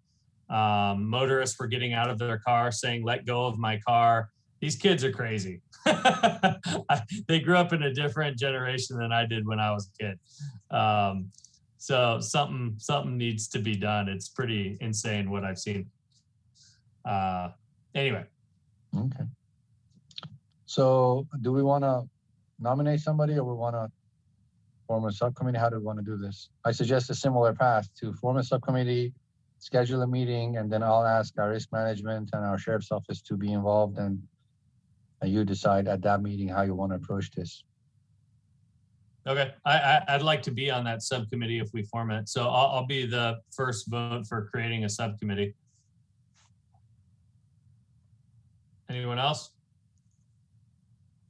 I'll help out. Being a e-bike rider, you would have to abstain yourself for half the time. No, he Yeah, doesn't. right.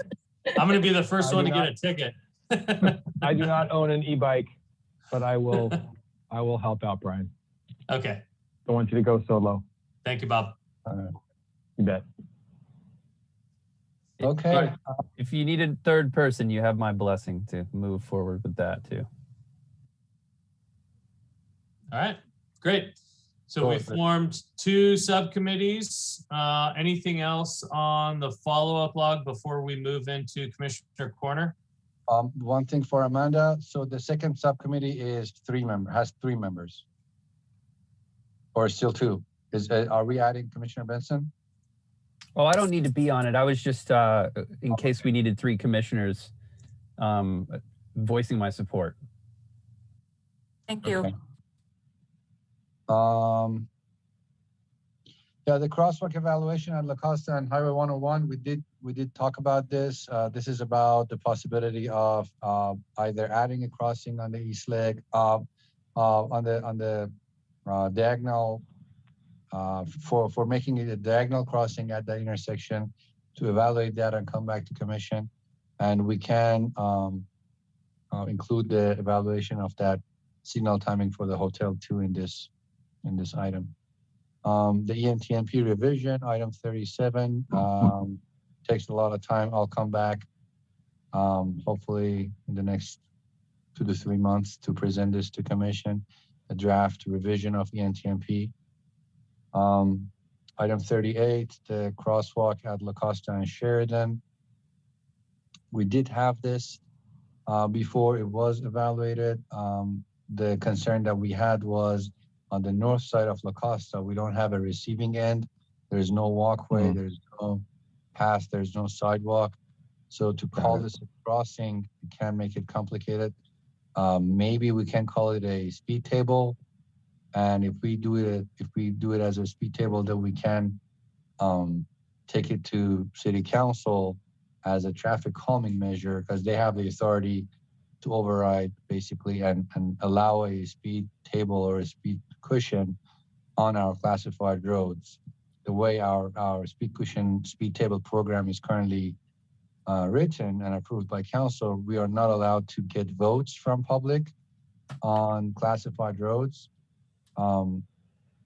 With Lacoste, we cannot just go to neighborhood. We have to design something and take it to council and see if council is willing to suggest a speed table there. But I will bring the item to the commission, hopefully next month or the month after.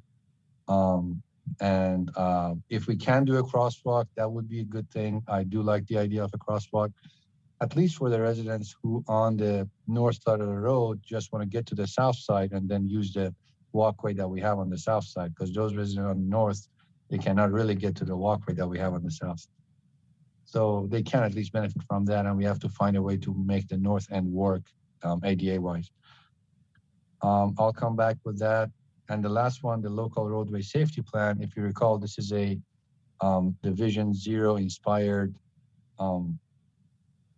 approach of the city. We are having the $80,000 grant from the state. We are trying to come up with a master plan of what do we have to improve in the city to improve safety. The consultant was hired. We had our kickoff meeting last week. KOA is our consultant. They have had a lot of good experience creating these local roadway safety plans for other cities. I have asked the project manager, which is Bob Gralka, our engineer, to come here 3, 4, 5 times at various milestones and present to the commission the status of the study. I've asked him to somehow try to merge the stakeholder meeting, the fact that safety is so important to this commission, to somehow create a special commission meeting once or twice a year to bring the residents, do the outreach, bring the stakeholders, the school, sheriff's office. So, because they have 2 or 3 stakeholder meetings in their scope. And I said, why not merge that stakeholder meeting with our commission meeting so that commission could be more actively involved. So we will have a lot of meetings with the consultant and with the project manager who will come and present to you as the project has progress, but it just started last week. Any questions on that? I'll be happy to answer about LRSP or any other item. I have another question, Abe. On the crosswalk for Sheridan and Lacoste, when you come back, do you have to include the design? Do you need to include the RRFBs at that time, or your suggestions for the crosswalk? In other words, does it have to be completely, does it have to be a table? I mean, does all that have to come in at the beginning, or do you add things back, or do you take things away, or just have, anyway, I don't know the process of that. There is no official mandate or code in MTCD that like any kind of a warrant analysis for RFBs. RFBs are more on a optional basis per se. That being said, my personal opinion is that I don't like to introduce uncontrolled crossings anywhere without an RFB. So the fact that that location is not controlled, Lacoste does not stop, I will not personally propose a crossing there without RFB. So the plan that I will bring to commission will include that. That being said, if it's a raised one, it has to go to council. If it's not a raised one, I guess we can proceed without council approval. Oh, okay. Thank you.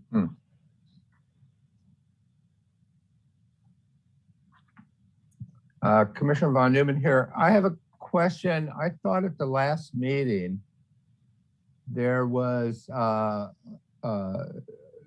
it was supposed to be put on the log about the reevaluating the title and scope of the Traffic and Public Safety Commission. Oh, I think very, very good point. Yes, my apologies. Amanda reminded me of this. I told her I'll talk to commission about it, and I forgot.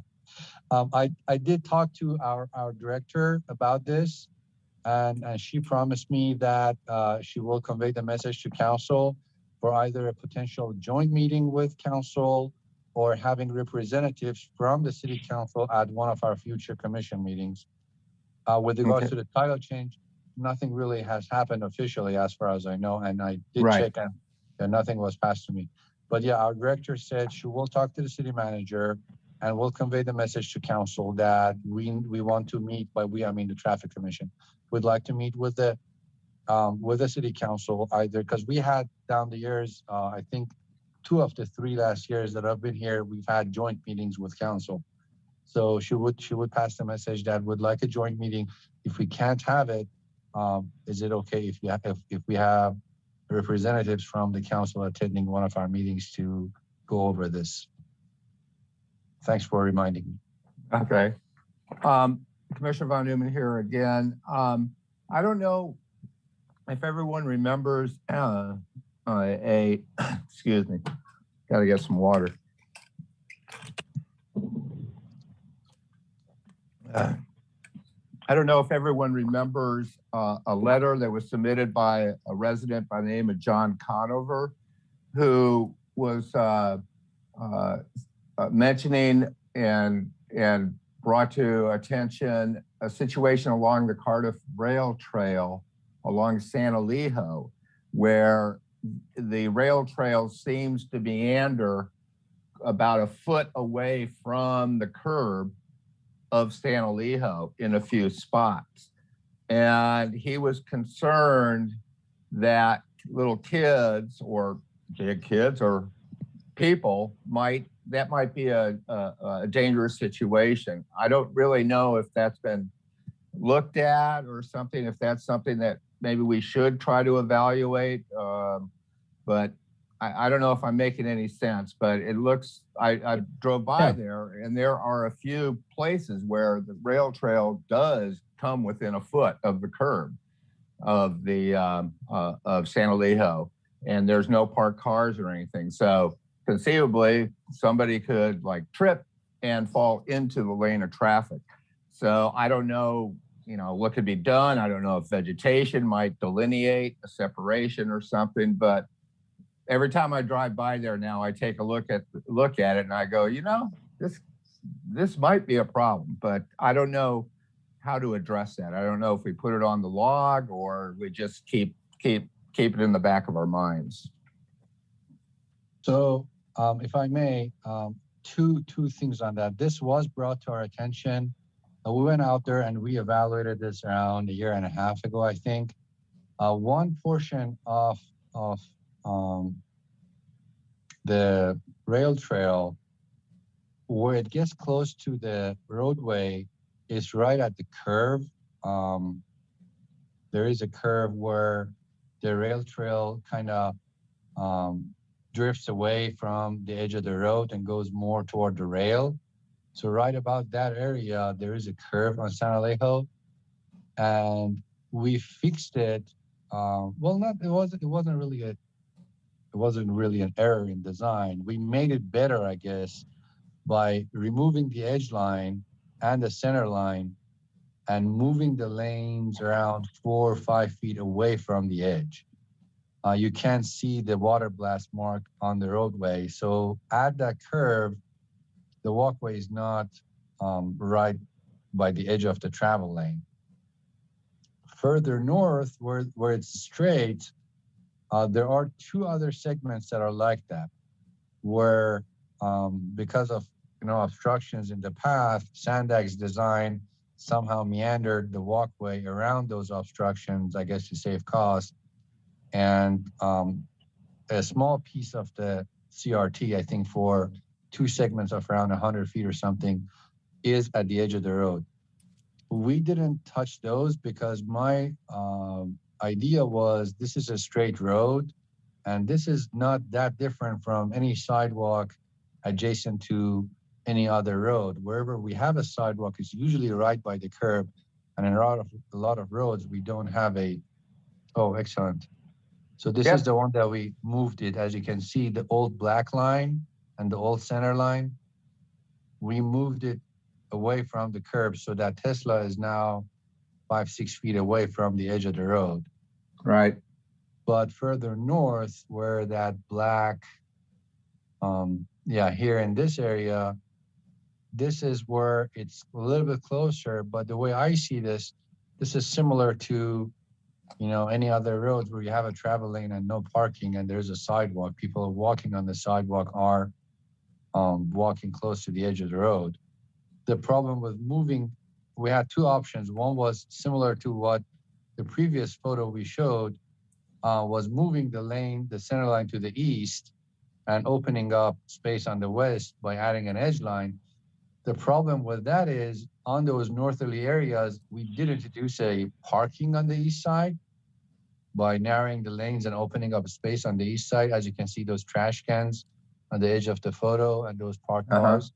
If we move these two lanes 4 or 5 feet to the east, we'll lose that parking area and that safe walking space on the east side that we have. So we had to decide to compromise. I don't feel this is a compromise. It's a raised curb. I mean, jumping over this curb, if somebody is going that fast and is under influence or for some reason missing the center of the lane while the lane is straight, even if you separate it by 4 or 5 feet, it won't help it. If they're going off, they're going off. They'll hit the curb by 40, 45 miles an hour and jump over it. The second option was to put bollards, not flexible, but rigid bollards. But there were aesthetics concerns, there were the beauty concerns, and there were a lot of other concerns cost-wise. The fact that this has to go to council again, and that idea did not fly. But if, and to be honest, this has been there for 2 years now, very successful. I'm sure you've noticed we always have people there, and we haven't had a single incident. So of course, we don't like to see that incident because it's not going to be a fender bender per se. But yeah, we have those two options, and we have evaluated this. If you like, I can bring a more comprehensive report and show each segment to the commission. I felt like both options were a little bit of an overkill, to be honest. Okay. Well, I'm not asking necessarily for that. I just thought, you know, putting in a hedge there might work. But it's obvious that you guys have looked at it and everything, and I just wanted to respond a bit to the citizens' concern. And I don't know if he's listening or whatever, but you know, at least he can know that it has been looked at. So thank you. Well, this is making Commissioner Von Neumann, the hedge at least would make the people that are on the sidewalk not walk there and keep them a little bit closer away. But you know, people are people. But to your point, if you put a hedge there, it would at least keep you from wandering into the sand. Yeah, I look at that picture with that little kid there. Yeah, I know. It's scary. It's scary. I can certainly look at it. I don't know if this is an item that's not on the agenda, and it's probably not a good idea to be talking on items that are not on the agenda. Thank you. Good point. All right.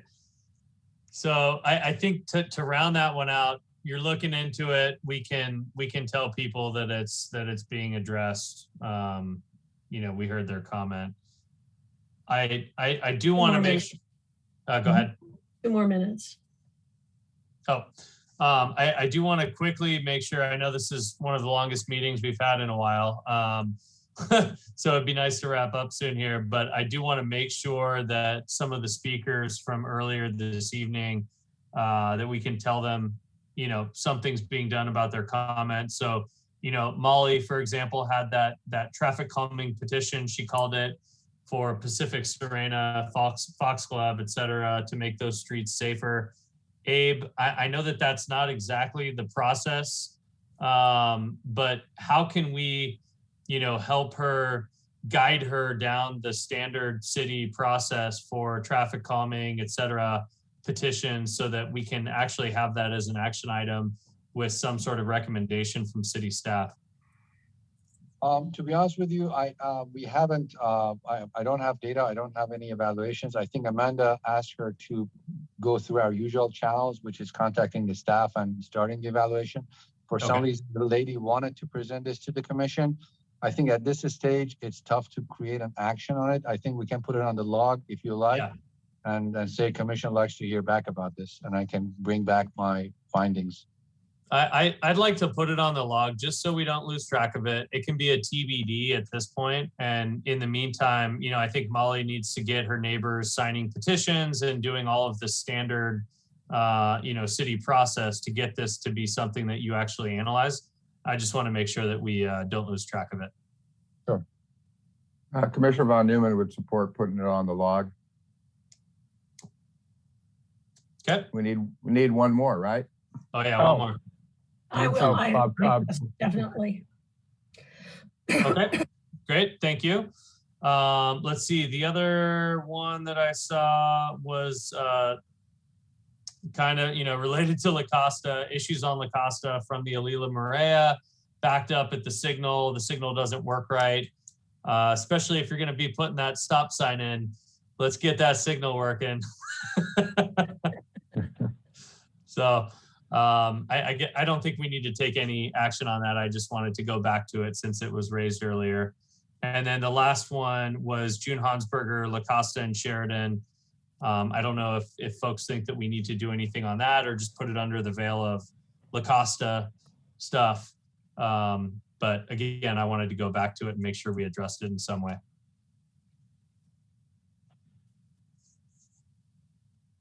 So that's all I have. You need a second to put that on the log? I don't already know. is. We have the Lacoste and Sheridan on log. It's on the log, yeah.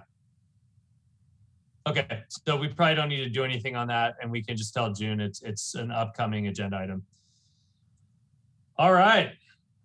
Are we, was that even Commissioner Corner, or were we still on the follow-up log? I don't remember anymore. I think we smoothly transitioned into Commissioner Corner somehow. Okay. After. Okay. All right, so unless anybody objects, I'm gonna move us along to adjournment. I have one thing. Okay, Commissioner Von Neumann. Yes, Commissioner Von Neumann here. I'm just wondering when the commissioner initiated agenda item regarding crosswalks on South Coast Highway 101 are going to appear on the agenda. Whenever is that an item that commission was supposed to bring? I'm kind of back out. It's a commissioner initiated agenda item to study the installation of crosswalks on South Coast Highway 101 at the city border with Solana Beach, raised crosswalks, and also at Kai's, Las Olas, entrance to the campground. Those. Oh, this is the one that was missing from the previous right minutes. Right. Oh, my bad. It should have been added to the log. I'm sorry. Not to the log. To action items. Well, no, to the log as an item that is a commissioner initiated item, but that's something that we have to bring back to the commission because it's not on the log. I missed it. Oh. Yeah, I'll put it there and I'll add it. I'll check our tasks and I'll put a date for it. Okay, thank you. All right, I have one. Yep. Northbound El Camino Real. I know they're doing a lot of work on El Camino Real. At Garden View, I'm stopped at a light. There's an electronic signal that has the blinking, you can walk now, you cannot walk now. So it's a four-way intersection, but there's no crosswalk. And I noticed a woman crossing the street from the Vaughn side to basically where the sheriff's station is, and there's not a painted crosswalk on the street. Is that standard, or are you holding off on painting crosswalks on those intersections until the work is done on El Camino Real? We do have a striping plan that we passed to the water district and asked them to implement that. I can certainly go look at it. It should have pretty much all of the locations in town where we have an actual crossing, the signal pedestrian head, we will mark it continental crosswalk. We'll mark continental crosswalk there. So I can look at it. If you kindly shoot me an email with the exact location, I do have it on record. I can go look at it. No, I'll I'll look send at you the an email. plan. Yeah, I'll look at the plan. I'll get back to you on that. All right, thank you. A good chance it does have a marked crossing that will go in.